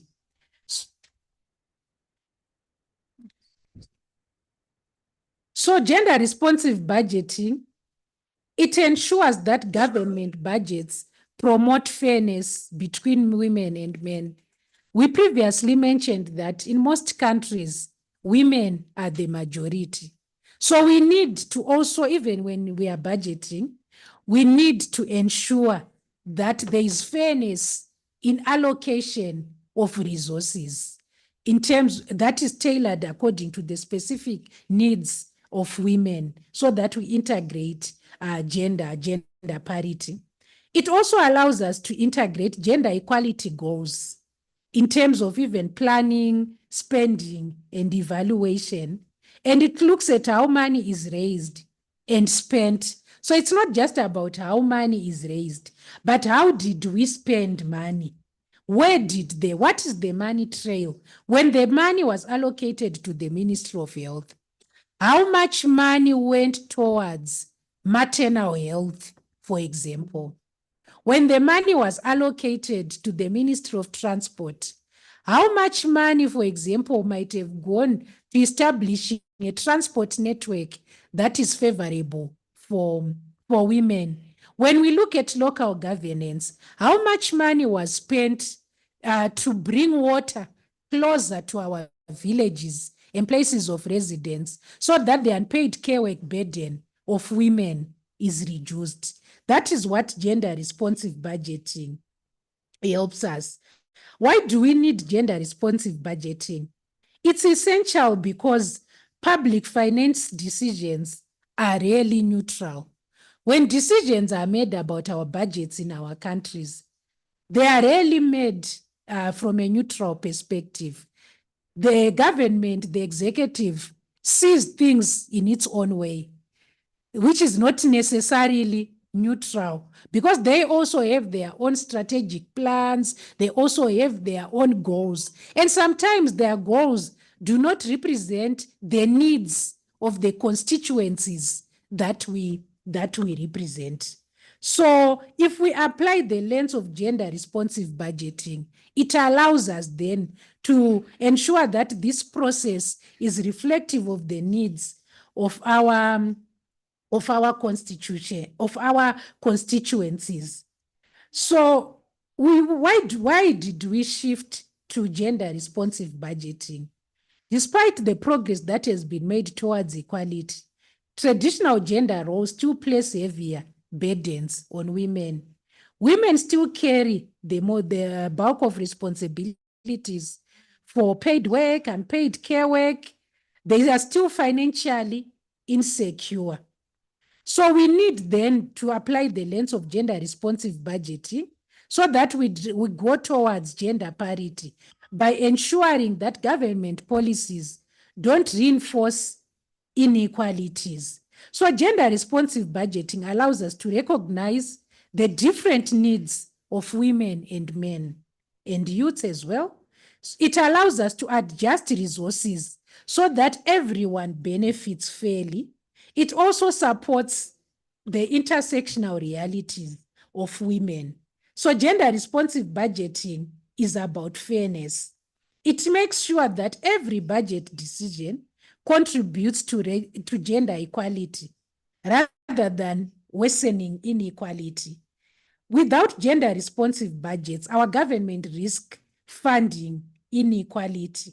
So as parliamentarians, you are well placed to advance gender equality through active engagement in and using gender responsive budgeting throughout the budget cycle. I think you now have the slides. No, you know that the one you have, yes. So why should we steer ourselves towards gender responsive budgeting? To ensure, we must do this so that we ensure that resources address the specific needs of women, men, youths, and marginalized groups. To also prevent gender unresponsive policies that perpetuate inequality. It also aligns with the SADC gender parity framework. I got slide 7. As Parliament, how then are you positioned to institutionalize gender responsive budgeting as a move towards gender parity? Parliament has 3 levers, which I think all of us are well aware. 1, we make laws. We have a legislative role. And this can be used to make laws that embed gender parity. 2, during the budgeting process, we can move for the allocation of resources equitably. When we conduct oversight, we must monitor implementation and accountability. So what exactly can we do under our legislative role? You can, as Parliament, establish the legal mandate and baseline requirements for gender responsive budgeting. You can push for the institutionalization of gender impact assessments. I think Honorable Member from Seychelles spoke to gender impact assessments. You can push to make it compulsory that every bill, every financial bill undergoes a gender analysis before adoption. You can also embed quotas and parity clauses to ensure that the laws in our countries explicitly commit to equitable resource distribution, which align with the gender parity framework. You can also amend and introduce bills that enforce gender responsive budgeting, which will then address systematic inequalities. Then under the oversight role, you could be requesting sex disaggregated data in your committees and examine reports or gender budget statements to see if funds reach women and men fairly. So usually reporting that happens, especially the midterm reports, even the end of term reports, financial reports, you find that reports will just say we allocated 1 million to the Ministry of Local Government. Out of that, 800,000 was used. You can push to say, where was it used? How was it used? So that you see whether this money was used in a way that is in line with gender parity. You can also question ministers and officials in committee meetings when budget outcomes fail to deliver on gender equality commitments. We should be questioning ministers and officials on why certain things are not happening the way they should be happening. If our country has made commitments, and those commitments must be reflecting in the budgeting process. When that doesn't happen, we must be asking questions. You can also be collaborating with independent institutions. For example, if you have a gender equality commission and audit offices or their equivalent in our countries to track gender metrics during end of year evaluations. I know the commissions that work on gender and audit offices, when they do evaluations, they go very, very granular. So your oversight role is actually a safeguard and you can utilize it. Then when we are using budgeting, under budgeting, when scrutinizing the budgeting, it allows you to influence the national budget before it is passed. I have emphasized the issue of the scrutinizing the budget before it is passed because it would be redundant to react to an already passed budget. And I think that's a mistake sometimes that we make when it comes to gender parity. After the budget has been passed, that's when we then start saying, oh, there is no money for women, there is no money for girls, there is no money for youths. But that budget was passed on our watch. So we should be scrutinizing and influencing the budget before it is passed. We should be analyzing proposals.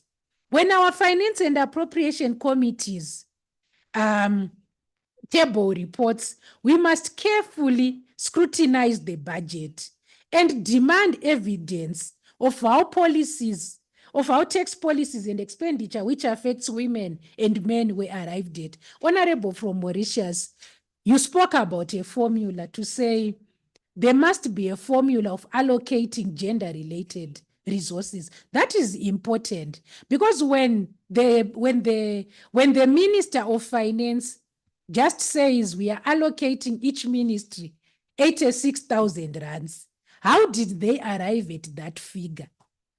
What is the contrast that they made? So analyzing budget proposals is very, very fundamental. Then we can also push for the reallocation of funds. So as parliamentarians, and more so as female parliamentarians, you have the power to turn budgets and the budgeting process into instruments of equality, ensuring that every cent, be it kwacha, rand, dollar, pula, works for women and men equitably, addressing their needs. So how then can we institutionalize gender responsive budgeting? We can institutionalize gender responsive budgeting through gender budget statements that are championed by leadership in the executive. We can also lobby for wide gender responsive budgeting support to strengthen knowledge and our capacity around that process.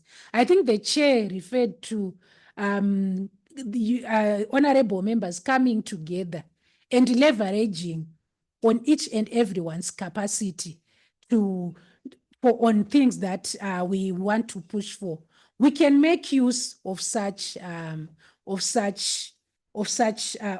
networks. So what can we do? I try to just then think around under the three levers. What can you do as honorable members when we are trying to institutionalizing gender responsive budgeting? Under legislation, pass laws that make gender responsive budgeting mandatory. This will then see the gender parity framework coming into reality. For each and every bill, require gender impact assessments. As the impact of certain legislation or policies, is that gender impact being looked at? Our governments have the resources and they have the manpower to do these assessments because this is done by people who are already employed. They don't need additional resources for that. We also need to embed gender equality clauses in public finance laws as well. Under budgeting, I'll reiterate that it's important to scrutinize our national budgets to see how tax and spending affect women and men differently. Even if we lobby for certain allocations, usually we lobby for certain allocations. Once we get the allocation from the government, we are happy to say, oh, the executive has heard us. We lobbied for 2 million. They gave us 2 million. And we end there and celebrate. We must go beyond further to say, did the spending reinforce gender parity? How did it work out for women? I think all of our parliaments have a budget office, right? We can also use our parliamentary budget office to recommend reallocations during budget review processes. And we can also push for direct funds towards women's empowerment and GBV prevention and other issues. When we are doing oversight, you can demand sex disaggregated data as you review the gender budget statements. Hold ministers accountable when they miss gender targets. And also you can partner, as I said earlier, with commissions that are working on gender equality to see how the money was used. So as I conclude, I will say the path to gender equality is paved not only with good intentions, but with deliberate action. Our actions as parliamentarians must be deliberate. And also, you must appreciate the power that you hold as parliamentarians. Parliament holds 3 functions: legislation, budgeting, and oversight. And those functions are designed as a gateway to transforming the lives of the communities, especially the women and youth that you represent in this house. So by making gender responsive budgeting mandatory, you then ensure that all funds that are spent by the government become an investment in justice, equity, and shared prosperity. Honorable members, when you look at the budgeting process, it's not just a budgeting process. The question that you must be asking is, what is in that process for women and youth? Because as female parliamentarians and with the responsibility that your constituencies have placed on you, you don't have the luxury of just accepting numbers and figures. The figures have to mean something to our constituencies. So what am I saying? When you sit in the House of Parliament, when you sit in committees, every day you must reflect on things with a gender lens. What is this doing for gender parity? What is this doing for gender equality? As I said earlier on, the gender parity framework is not an occasional read. It's an everyday framework. We must remove it. If it was gathering dust somewhere, the copy that you printed and you then shelved, remove it from that shelf. Every time you go to Parliament, carry your copy with you. Whoever comes and stands before you, go into the framework and then locate whatever they are saying from the framework. It must always be our starting point. Thank you.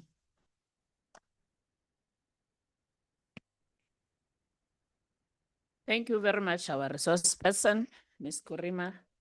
And that is so insightful, and that is a rich presentation coming from you.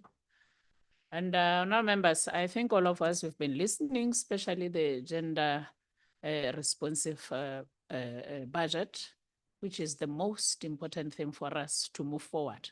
So I'll be opening for questions and comments from you, honorable members.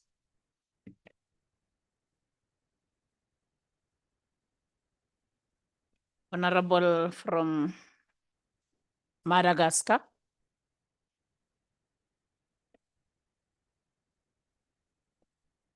Merci, Madame la Présidente, de m'avoir donné la parole.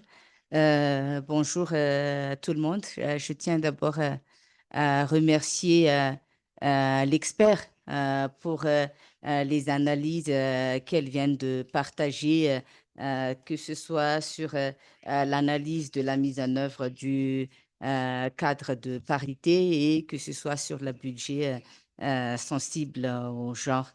Je voudrais en fait partager ici l'expérience de Madagascar en termes de la question de genre. Je pense que c'est important parce que cette année 2026, Madagascar s'est fait disposer de ce qu'on appelle un livret genre 2026.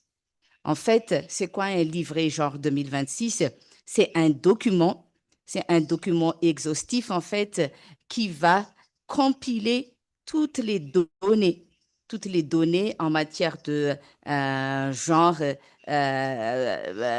les questions, que ce soit sur l'éducation, que ce soit sur l'emploi, la santé. Donc, c'est vraiment un document qui permet déjà de mettre en exergue les disparités entre hommes et femmes dans tous les domaines, mais surtout de pouvoir analyser, en fait, ou évaluer les politiques qui vont être adoptées par rapport à ça. Donc, c'est un document qui va donner des statistiques exactes et à un moment vraiment immédiat de tout ce qu'on cherche. Donc, si on va faire l'analyse budgétaire, on peut se référer à ce document parce qu'il y a des indicateurs. Qu'est-ce qui a été fait et qu'est-ce qui n'a pas encore été fait dans les domaines spécifiques, dans les départements ministériels spécifiques. Donc, dans ce livret, on a les cadres légaux, les cadres politiques et institutionnels de l'égalité genre à Madagascar. Donc, on a aussi pour chaque département, par exemple, la population et la démographie, qu'est-ce qui a été fait et qu'est-ce qui reste encore à faire. Par rapport à la santé, tout ce que vous venez de dire tout à l'heure par rapport aux problèmes généraux de santé publique, qu'est-ce qu'il faut, où est-ce qu'il faut vraiment investir par rapport à la budget, par rapport aux lois de finances. Donc, je pense que c'est un document qui pourrait être transposé dans plusieurs pays de la SADC. En Afrique, je pense qu'il y a le Burkina Faso, il y a le Côte d'Ivoire qui dispose déjà d'un livret comme ça. Donc, je pense que c'est quelque chose qui pourrait être adopté dans la région. Et à part ça aussi, en fait, je voudrais partager aussi quelques avancées de notre pays sur cette question de genre. Actuellement, on forme ce qu'on appelle un plaidoyer de haut niveau sur le budget sensible au genre et sur toute question de genre. Ce plaidoyer de haut niveau concerne des parlementaires avec des ministres ou des membres de la société civile qui vont défendre en fait la question du genre au gouvernement ou à toutes les institutions concernées. Et récemment aussi, en 2025, Madagascar s'est vu élaborer et adopter la politique nationale d'égalité hommes-femmes. C'est un document stratégique, en fait, qui peuvent vraiment corriger les disparités genre qui existent. Donc, c'est un document quinquennal de 5 ans, mais ça nous permet vraiment de voir d'une manière globale dans tout ce qui est domaine concerné, que ce soit autonomisation de femmes ou politique, quelles sont les choses qui peuvent être faites. Et enfin, par rapport à... Ça marche, la traduction? No interpretation.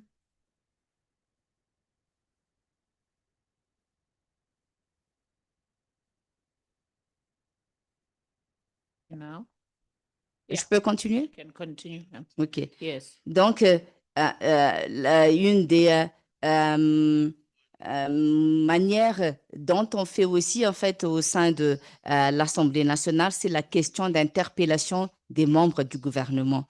Donc, là, prochainement, durant notre session parlementaire actuellement, on va interpeller, par exemple, le ministre de la Population, le ministre de la Santé et le ministre de l'Éducation par rapport à leur avancée sur la question de genre dans leur budget réciproque. Donc, je pense que c'est des choses quand même importantes que je voudrais partager avec nous tous ici présents. Merci.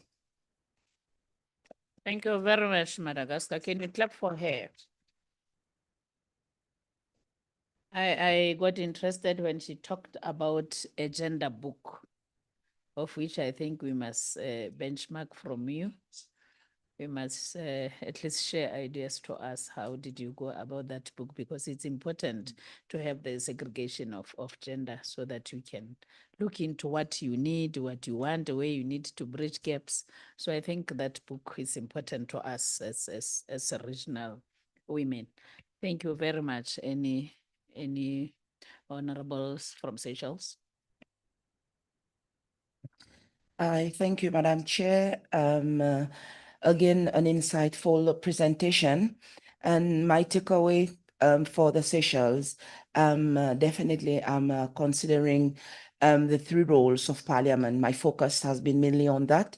And for the legislation part as Seychelles, we do have progressive laws, but after listening to the presentation, I am taking into account that we need to ensure all laws are gender responsive. And as Parliament, definitely we must strengthen gender impact assessments and also review whether laws unintentionally create gaps. And this is something for us to consider. The budgeting part for us as Seychelles, the key issue, I recognize that budgets may exist, but are not always gender responsive. And as Parliament, parliamentarians, we must apply gender responsive budgeting in the context of Seychelles. When we talk about gender and in relation to budget, we only take this into account when we are referring to the budgets of the Ministry for Social Department.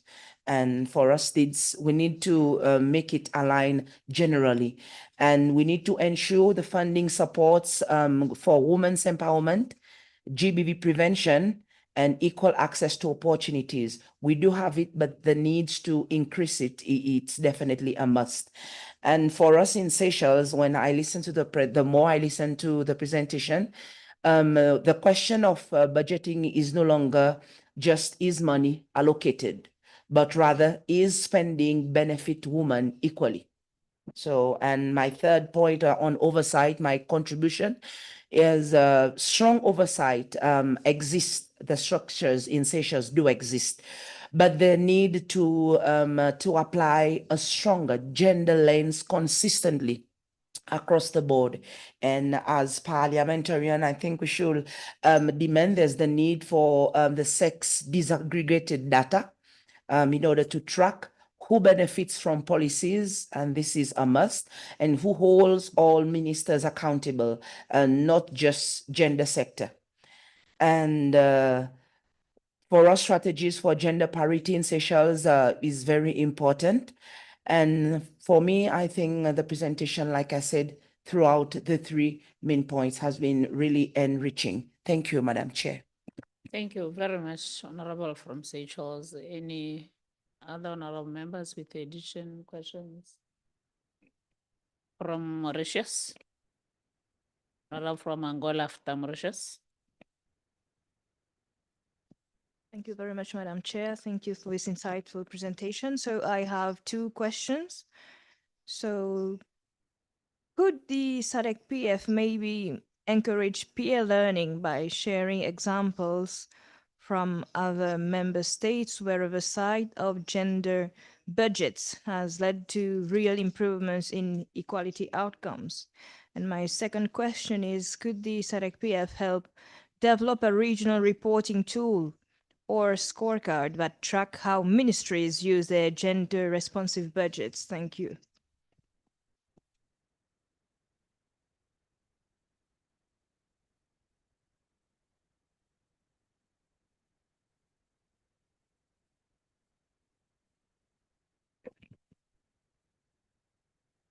Obrigada, senhora presidente da sessão. Agradeço também à moderadora, que mais uma vez trouxe um tema muito importante. Bem, eu ouvi atentamente e gostava de partilhar que nós, a nível da Angola, as questões sensíveis ao gênero, nós vimos que na nossa discussão do Orçamento Geral do Estado, as áreas sociais, os ministérios que trabalham com as áreas sociais, é lá onde a maior parte do orçamento foi alocado. Portanto, estou a falar do Ministério da Educação, Ministério da Família e Promoção da Mulher, essas áreas sociais e também o Ministério da Saúde. Mas na questão do Ministério da Educação, muito especificamente, o que tem que se estado a verificar é que muitas meninas acabam interrompendo as suas aulas por falta de pensos menstruais, né? Elas saem da escola porque não têm condições de se manter. Então, tem-se evitado esforço em Angola no sentido de se manter as casas de banho das escolas em condições para que as meninas vão para a escola e consigam se higienizar no período em que estão menstruadas. Uma outra coisa também é que, com os parceiros sociais, tem-se estado a trabalhar no sentido de se fazer pensos para poder distribuir naquelas meninas em ambientes mais distantes, mais recônditos, para que elas não deixem de ir à escola. Eu mesmo, antes de cá vir, uma semana antes, como presidente do Grupo das Mulheres, participei de uma comissão de alto nível, fomos à província de Malange, para podermos fazer, como é que se diz, verificar o que é que realmente se tem estado a fazer. Nós visitamos, por exemplo, sala de costura, onde se fabricam os pensos para essas meninas, e percebemos que o número de meninas é grande e também tem envolvimento de rapazes que trabalham na advocacia para ajudar com que esse tipo de políticas seja também influenciado no ambiente mesmo das meninas. São meninos que estão a se capacitar para ajudar nesse tipo de trabalho também. Uma outra coisa interessante que também temos estado a verificar dentro do nosso orçamento é, no Ministério dos Transportes, se alocou passes escolares para que as meninas ou os estudantes não parem de ir à escola por falta de recurso financeiro. Tem que ter a forma de locomoção para ir para a escola. Portanto, nós vemos que dentro do Orçamento Geral do Estado já se consegue verificar que há um impacto positivo para com as mulheres. Mas mesmo assim, vamos continuar a advogar, vamos continuar a nos debater para que as mulheres, então, que são a maioria, que têm estado às vezes fora, devem ter condições e devem se rever dentro desse orçamento. Era um pouco isso que eu gostava também de partilhar. Muito obrigado. Thank you very much, honourable member from Angola. And you mentioned something which I got interested. You are saying Angola boys are campaigning for sanitary pads for girls. Can you clap for this? It's so interesting because this is important. Every time when you talk a girl child, we forget the boy child. I think this is the right time where we should be talking to them so that they can even understand they can campaign for girls for these sanitary pads because they're their sisters, their cousins, and tomorrow they will be fathers, they will be husbands. So they should start young to understand these issues. Thank you, honorable member.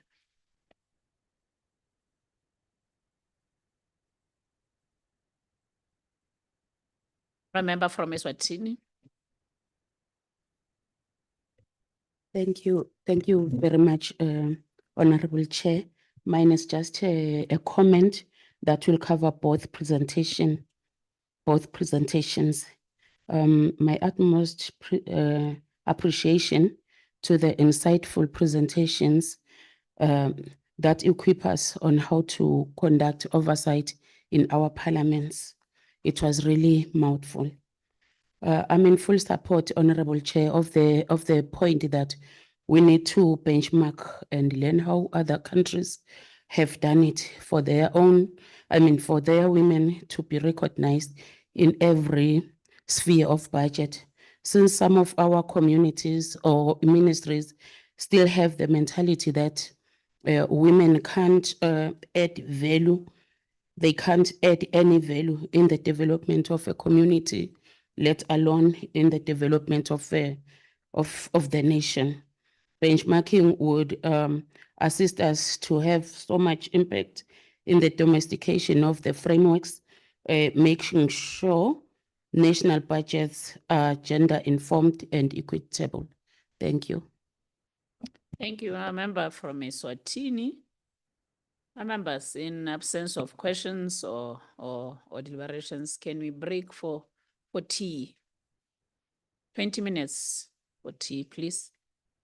If you look at the schedule, if you can hold on like this, I think we'll finish earlier. Oh, you have something to say? Okay. Oui, merci Madame la Présidente. J'ai une proposition à faire, si vous acceptez, parce que comme on a eu une semaine vraiment intense, si possible de continuer notre ordre du jour pour qu'on puisse vraiment finir un peu plus tôt après et qu'on puisse se libérer un petit peu en avant cet après-midi. Merci. I think when I was talking about it, maybe that's when already you have taken off your mic.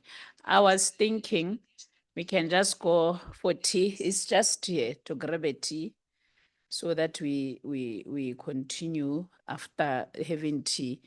If you look at the agenda, by this time we'll be breaking for lunch, but it's still early. Let's use this break for tea. Then after tea, we can go. If we can keep time, we can finish before going for lunch. That's what I'm saying.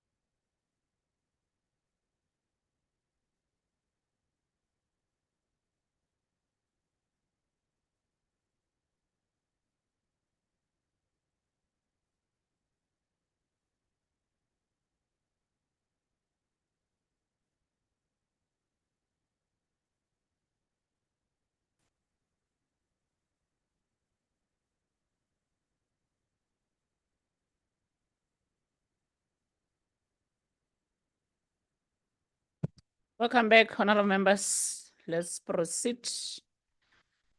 When we were going for our tea, there was a question which I talked to about the book in Madagascar, the segregation book. So maybe before I give to Kurima to answer, let me give our MNE specialist maybe to touch on it. Honorable Dr. Sakhale. Thank you, Honorable Member.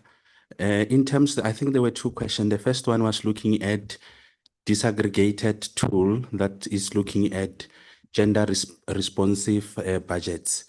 In the next 2 days, actually, we are having a regional budget analysis, which is looking at SRHR as well as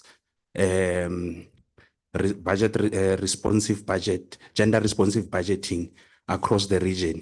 And that report should be available probably at the assembly or somewhere there. And then I think it will detail how different countries are spending in terms of SRHR as well as in terms of gender. And then that probably will be the tool that the honorable member from Mauritius was talking about. So I will say it's in the pipeline. And that in that training, actually, all the countries are coming there except DRC. And it's researchers, including colleagues from the budget office around parliament, in all the parliaments. So that training is going on from tomorrow until Sunday. Now, the second question was around peer learning and sharing of best practices. I think that can be an action item that can be added in terms of actions so that it is taken forward to the Secretariat. And then in terms of next year plan, they can look into that in line with the issues that were raised on the CAP survey as well. Thank you, Honorable Member. Thank you, Dr. Sakhale. Back to you, Kurima, to answer those questions. Okay, thank you, Honorable Chair. I found the sharing from Madagascar quite good and quite enlightening. The gender booklet, and I think gender disaggregated data sits at the foundation of gender responsive budgeting. So it's also, I think, something that we could do in terms of peer learning. Then also the reiteration by the honorable member from Seychelles in terms of adopting the gender lens. It's important, it should be an everyday lens that we wear. I always tell people that the lenses that I wear, my glasses, are not for long sight, but they are for gender. That's how we should wear our gender lenses. We should take it as we interact with legislation in our committees. A gender lens is not something that we can adopt for some issues.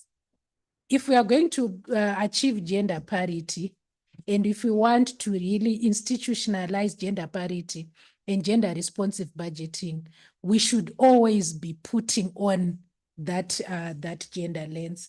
Then I think the honorable member from Mauritius made quite very valid recommendations in terms of peer learning and sharing insights, and the suggestion on the regional scorecard on gender responsive budgeting. The learning, honorable member from Angola, you raised an important issue on engaging men and boys as allies. Gender is usually abrogated to be just a women and a girls thing. But when we are intentional about engaging men and young boys and young men as allies, it also helps in achieving gender parity. And I also appreciated the intervention from the honorable member from Eswatini with regards to benchmarking. So I think in conclusion, I'm going to say there are 3 questions that we should be asking during the process of gender responsive budgeting. When the budget comes, we must ask why. Why is such an allocation be made? And to who is this allocation be made to? Then when we are reviewing when we are reviewing the budget, we must be asking the question where did that money go exactly? What is the money trail? So why, who, and where? Thank you so much, Chair. Thank you very much, Ms. Korima. Another strong, loud applause. Thank you very much. I think now we need to to formulate our deliberations into action recommendations.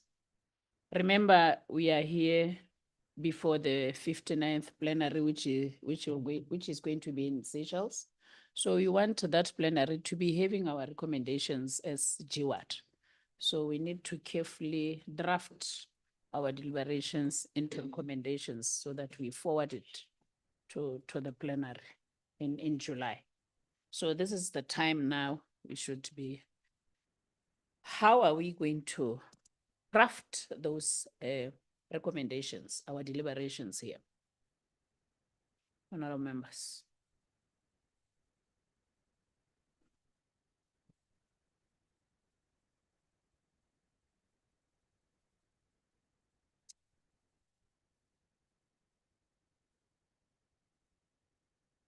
Thank you so much, and through you, Chair.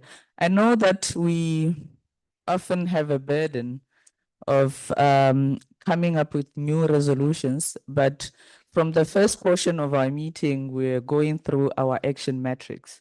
And if you remember well, there are, if all of them are still actionable items that still need to be implemented.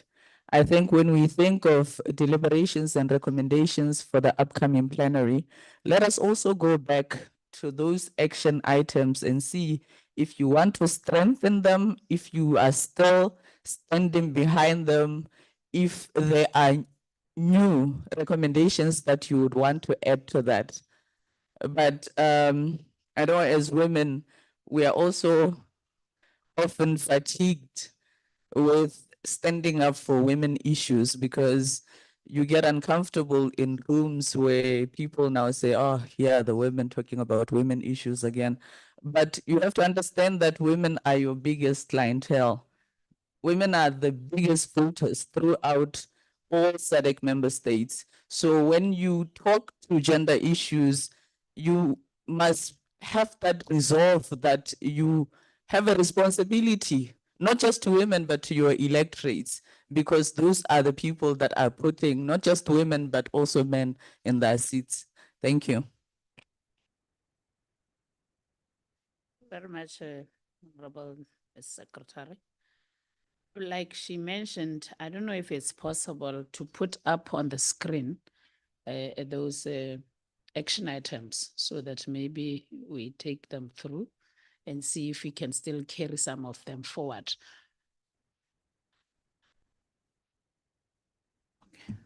Honorable Krosh. Thank you, Chair. I was also going to possibly guide and say if the Secretary has managed to capture some of those, you could probably run through them. The advantage of that is that they are interpreted. The other members are also then able to follow. Then we will proceed as we usually do. Once they have agreed in principle, you will then proceed to then finalize the report, which happens with consultation with the chair and the Secretary General.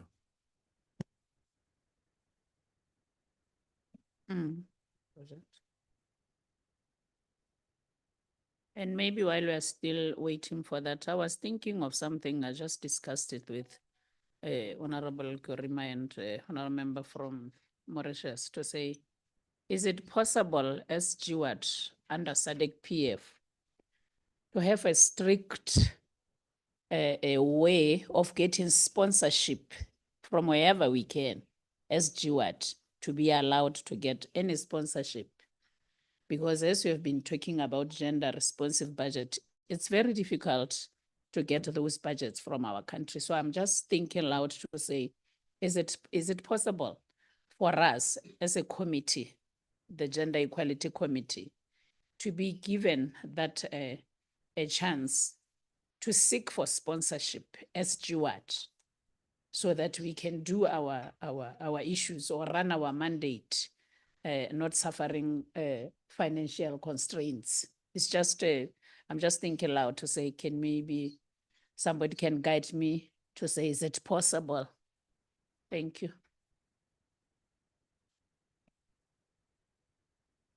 Russia. Yes, Chair, thank you very much for the question. It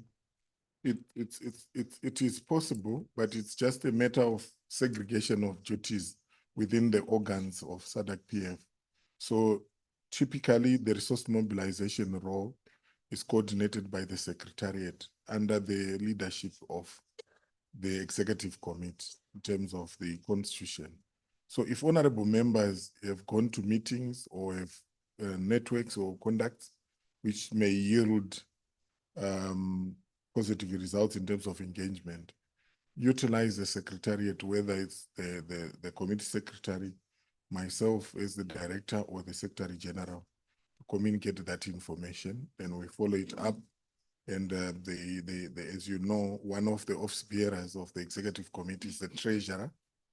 And we do have projects that are actually running, which confirms that it is possible to fundraise to support the activities of the committee. Your committee secretary, Rosheko, is here courtesy of a project where we fundraised, where she's being supported as a consultant to support the activities that relate to gender, which are being spearheaded by this committee. So it is possible, because we already have the priorities in the basket, and we want to implement those. And the beauty of it is that, honorable members, sometimes when you go even on national, through national parliaments on engagement, you come through partners. And if you think those partners may be able to support the work that we do, usually our support comes in the form of financial, but also technical. Yeah, she is here presenting to you courtesy of a partnership we have with Oxfam. And SADC PF has a very elaborate partnership matrix, which allow us to work with other partners, whether they are supporting us financially or technically.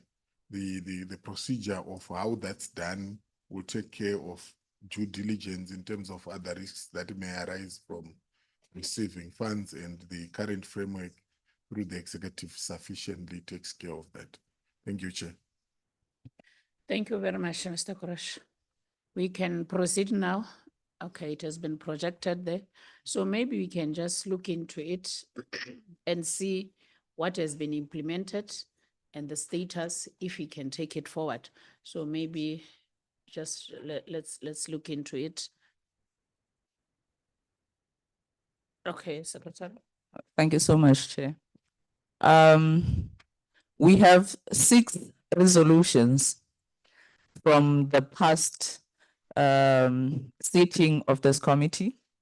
So the first one still is the Gender Protocol implementation, which calls upon member states to expedite the signing, ratification, and domestication of the revised SADC Protocol on Gender and Development.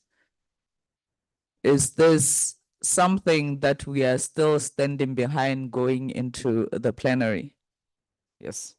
And then the second one is gender responsive budgeting, that calls upon member states to strengthen gender responsive budgeting frameworks and ensure adequate reinforced resource allocation for gender and youth programs.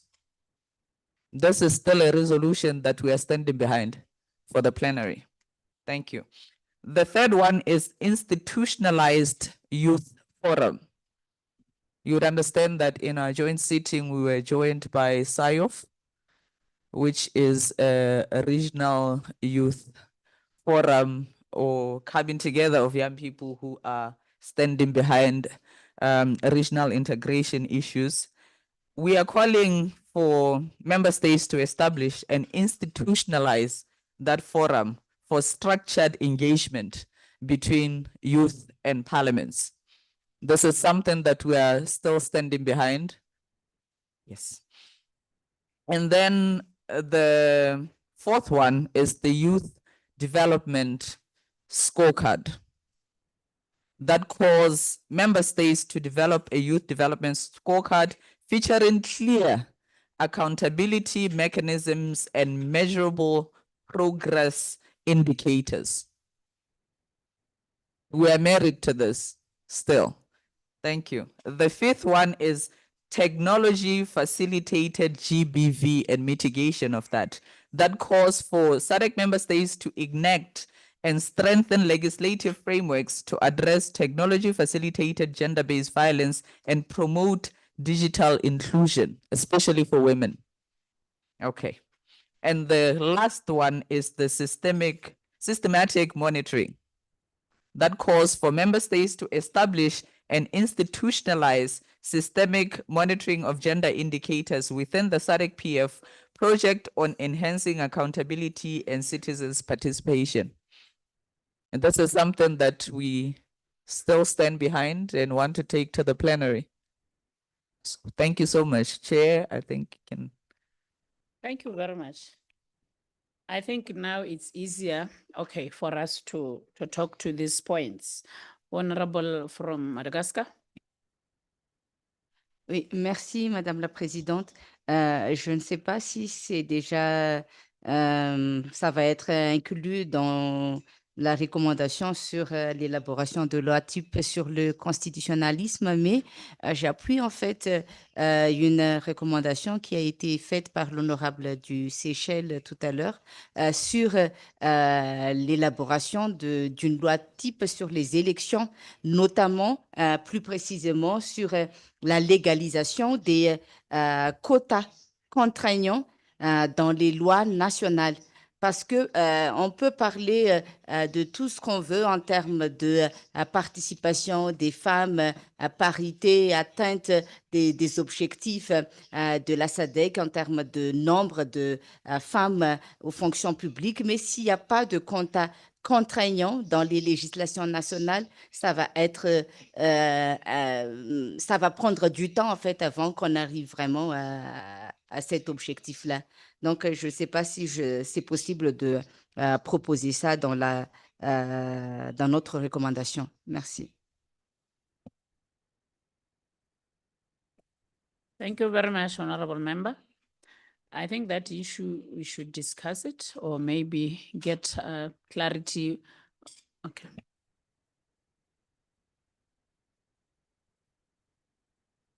Mr. Gurash, can you maybe assist? Thank you, Chair.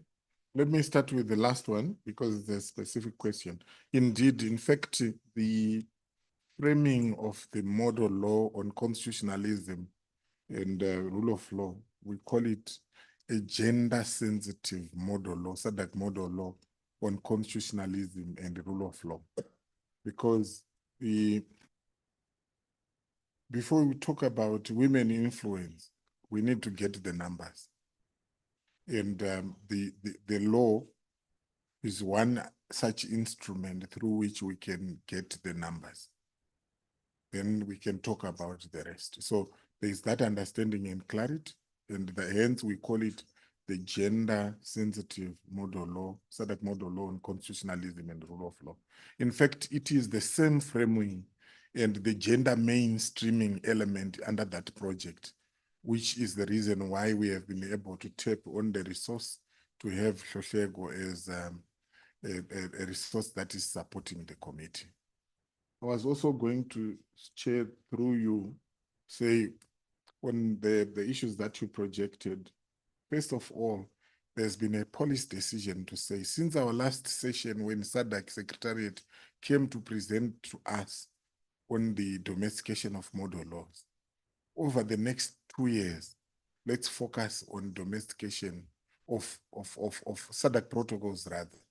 So the prioritization of the SADC protocol on gender and development becomes very important. You need to, over the next 2 years, prioritize in terms of how we may develop tools, we may create partnerships to demonstrate that we are tracking the domestication. Secondly, the youth scorecard. We have had conversations with SIOF yesterday when this matter was being presented. The youth issue of youth was being presented in the joint sitting.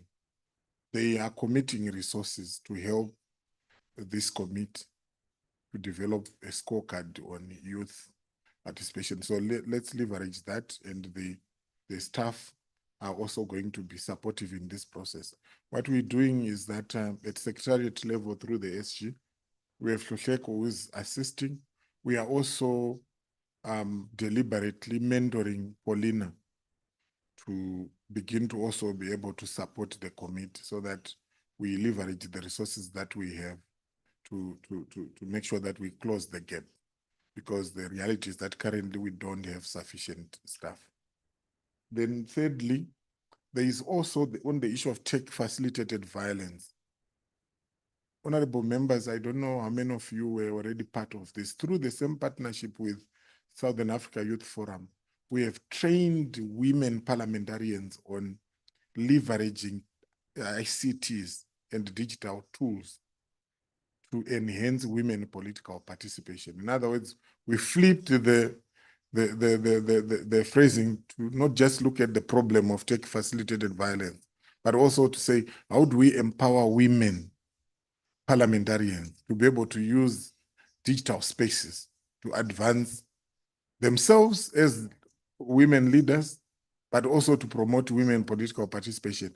I think it's something that we need to revive, and possibly we can undertake to say we either during the course of the period between now and the next sitting of the committee, or at the next sitting of the committee, we must integrate training where the women parliamentarians, through the leadership of this committee and the RWPC, are trained in how we can leverage the same tool that they are being used against us to also enhance ourselves, because the ICTs are a double-edged sword. I thought I could add those, Chair.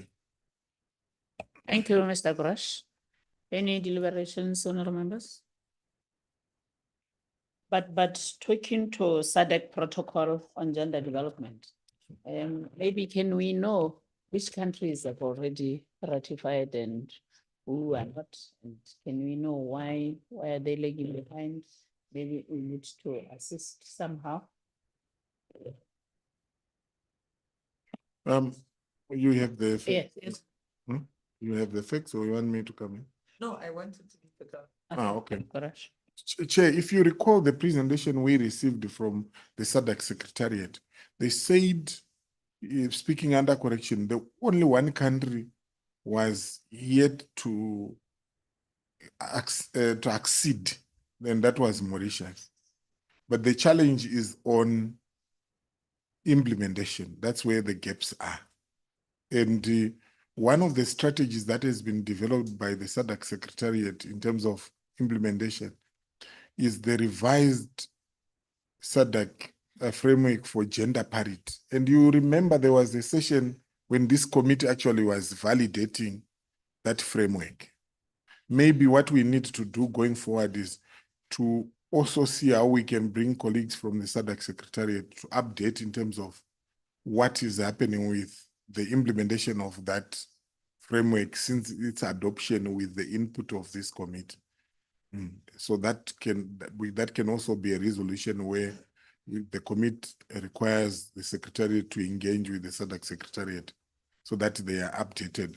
Then we are able to draw the linkages in terms of the efforts that we are doing and what is happening at the executive level. Thank you. So are we clear on our members that maybe this is one of the recommendations to be taken to the plenary so that the action should be taken? Any other thing, on our members? Looking at our 6 issues here, which one do we think we should also continue with it, or we take them all? Can you talk to the 6 listed here?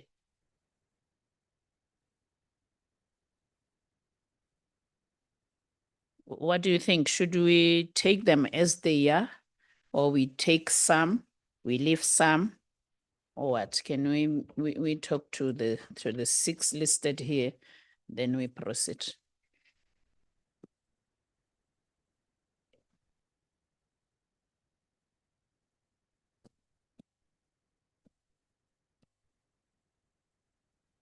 You saying something? Okay, Honorable. Yeah, Madagascar. je pense que ce sont tous des thématiques importantes, Madame la Présidente, et que c'est vraiment essentiel pour nous de tous les intégrer sans laisser une proposition de côté. Merci.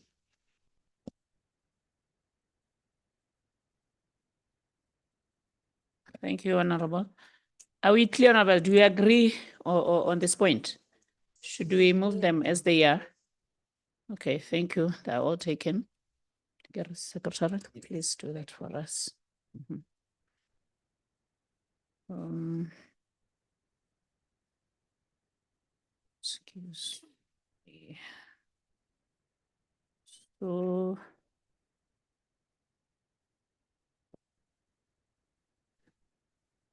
We all take our deliberations or formulations or recommendations. We are done. Eh? Is there anything? We can now move to AOB. Any other business? Do you have anything to say out of the agenda?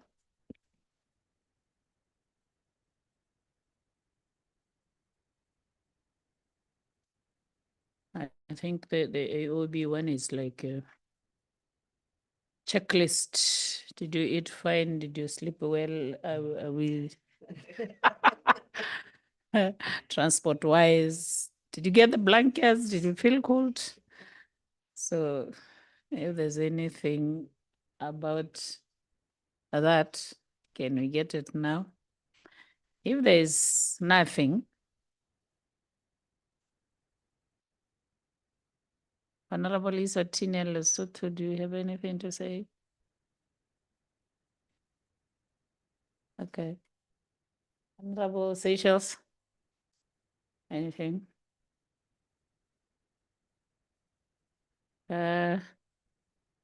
Our resource person, Kurima, do you have anything to finish or to say goodbye with your statement somehow? Thank you, Honorable Chair. I don't have much to say. Safe to say thank you, honorable members, for inviting us to be part of your committee. And also thank you very much for the engagement. The room was very alive, and thank you for the feedback. And hopefully we can all go and try and institutionalize gender parity. Thank you so much.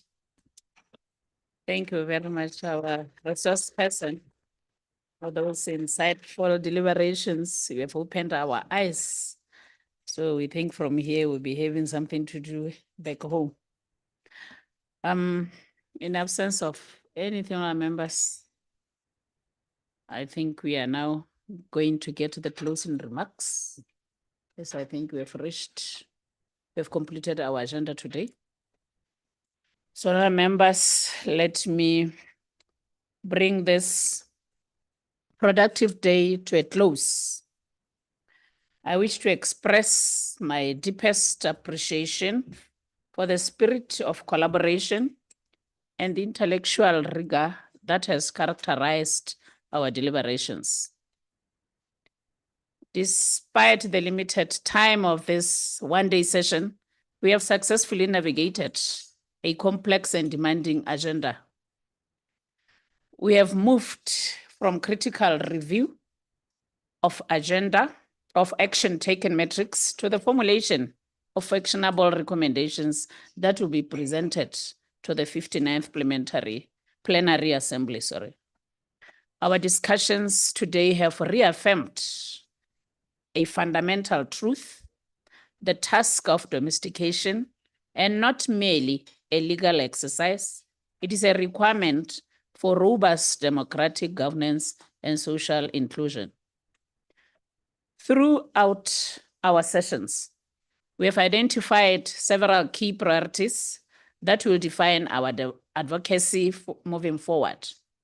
Number one, we talked accelerated domestication, where we have reached a consensus to urge member states to expedite the signing and ratification of the revised SADC protocol on gender and development, ensuring its universal application across our region. Two, we have gender responsive budget. We have emphasized the need for member parliaments to accelerate the implementation of GRB frameworks. Advocacy is meaningless without the allocation of adequate ring-fenced resources for gender and youth development. We also talked to youth institutionalization. We remain committed to the formal establishment of SADC Youth Forum and the adoption of youth development scorecard to track progress with measurable and data-driven outcomes. Lastly, we talked to accountability and monitoring. We have directed Member of Parliament to strengthen the monitoring and evaluation MNEs mechanisms, utilizing the SADC PF scorecard indicators to track legislative progress with transparency. Honourable members, the GWAT committee remains steadfast in its commitment to monitoring progress on gender indicators under the SADC PF project on enhancing accountability and citizen participation 2025 to 2027. I also want to take this moment to congratulate the newly elected chairperson and vice chairperson who's to be elected, who are going to come for 2026 to 2028 term. So in advance, I'm congratulating our people here. Your leadership will be vital as we continue to advocate for multi-sectoral approach and secures the buy-in of finance ministers and all relevant stakeholders. I thank our resource person and partners for invaluable expertise. Let us return to our respective parliaments with renewed vigor to ensure that the priorities of women and youth of the SADC region are reflected in every law we pass and every budget we approve. I now declare this meeting of the GWAT Standing Committee officially adjourned. I thank you, honorable members.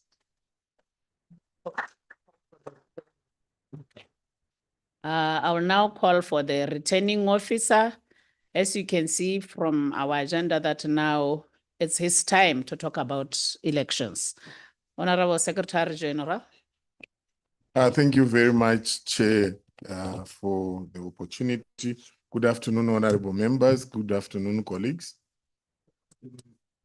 You are product of elections, and these ones are like a starter for you. So,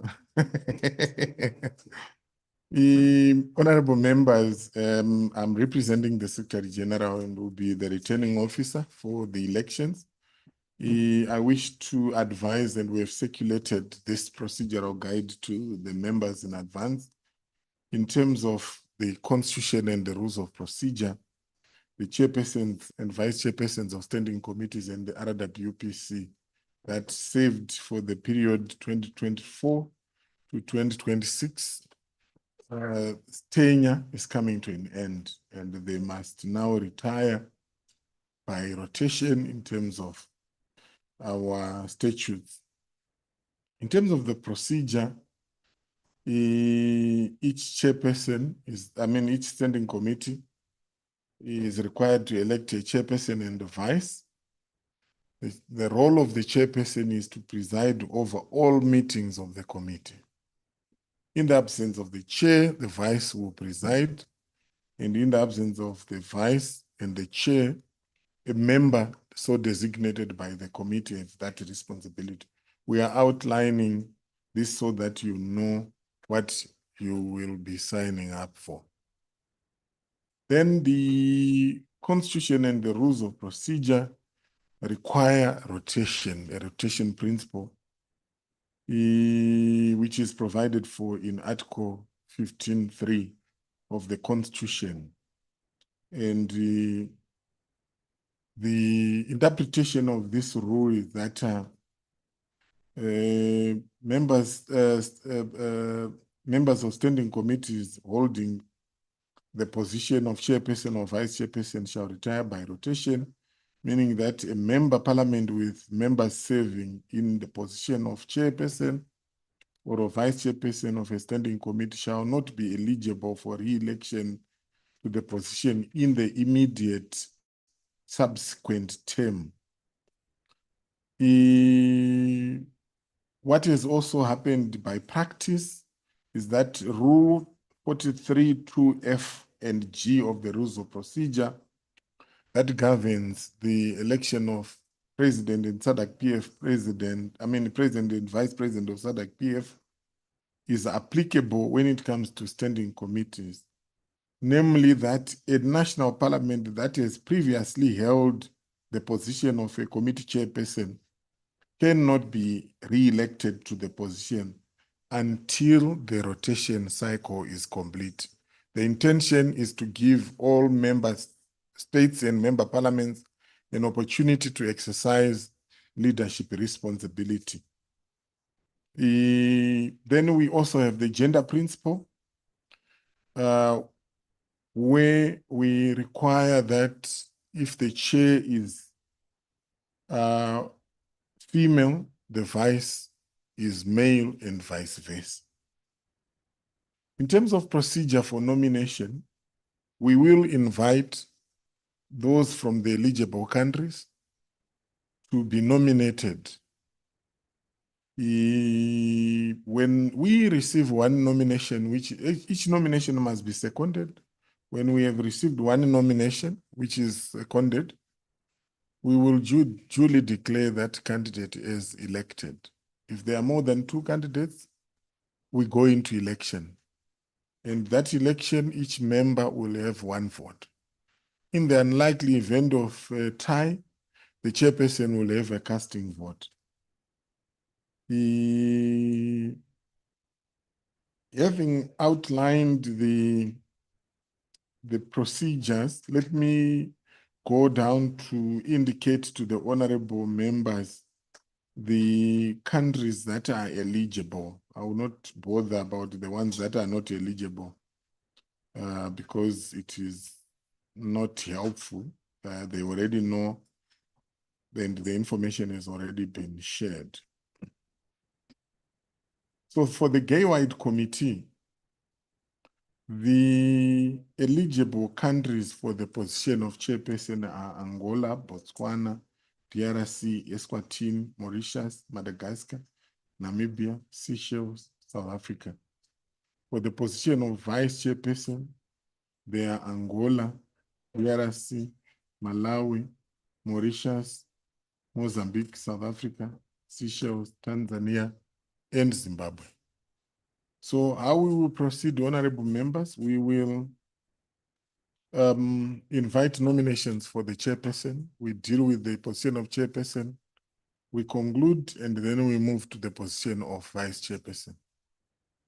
At this juncture, I wish to find out if there are any questions, honorable members. Thank you very much. So accordingly, I wish to invite any nominations for the position of chairperson. Lesotho, I recognize you.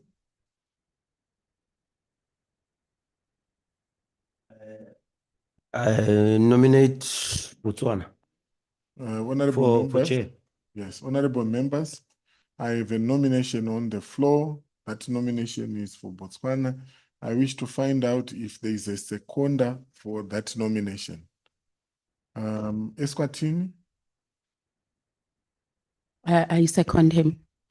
there is a secondment received. Honorable members, in terms of procedures, it means our ballot paper, when it is printed, there is a candidate number 1, which is Botswana. I wish to call for any further nominations. I was seeing many hands. I thought there were many nominations. Now, We were seconding. Ah, okay. All right.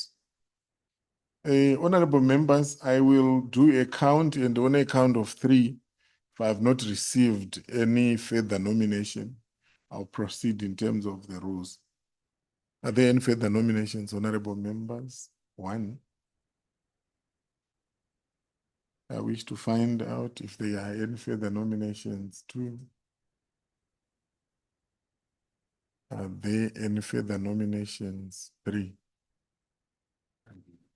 Honorable members, what it means is that by the powers vested in me in terms of the constitution and the rules as the returning officer on behalf of the SG, we wish to declare the candidate from Botswana duly elected as chairperson of the Gay-White Committee for the period 2006 to 2008. Congratulations, Honorable.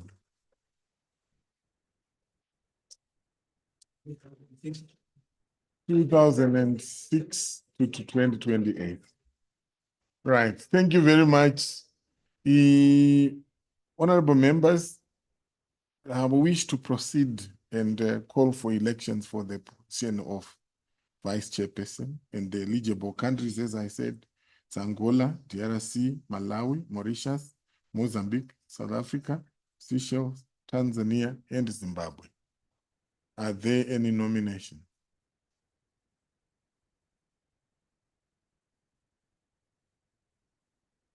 Yes, Botswana, recognize you. According to the principle, now I see we have one gentleman in the house, but I need to be assisted because since he said he's standing for, he's a proxy. I don't know if it's possible, unless you assist that if you vote any country, they're the ones who look for a man. I stand to be corrected. Yes, so the eligible countries can rationalize whether within their membership of the delegation to SADC PF, we can proceed and if it is the wish of the House, to elect the country, because in any case, the positions belong to the countries. So if there is commitment to the elected country to rationalize and provide a man to take up that position, we can proceed and do that so that we don't have to sit again to do an election. And it may also help to expedite that process because it will place an obligation on the country to expedite that process. Zimbabwe? Seychelles. There's a proposal on the on the table for Seychelles to be elected as the vice chairperson of the committee. Any seconder for that position? Malawi, are you seconding the position? Okay, duly noted. Are there any further nominations? On the count of 3, we will proceed in terms of the rules. Are there any further nominations in terms of the position of vice chairperson? 1. Any further nominations for the position of vice chairperson for Gay-White? 2. Are there any further nominations for Seychelles for the position of vice chair? 3. In terms of the rules of procedure, I wish to declare the candidate who shall be a male candidate who shall be nominated or designated to SADC PF, to this standing committee, to be the vice chairperson of the Gay-White Committee for the period 2026 to 2028.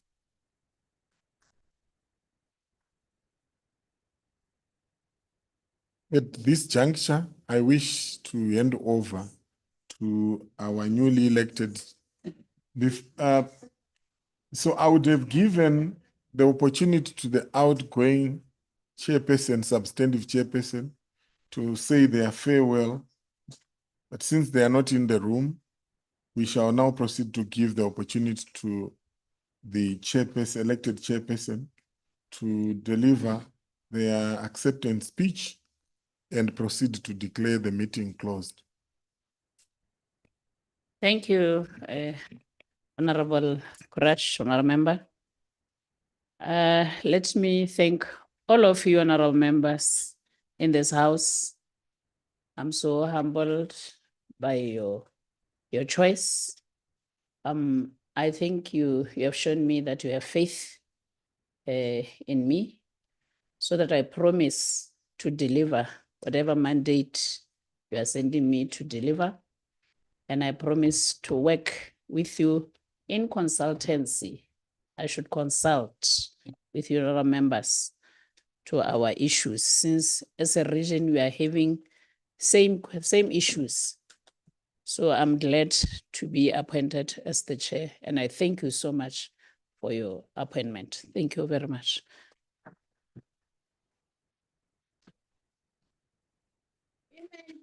The power. So lastly, let me declare the meeting officially closed.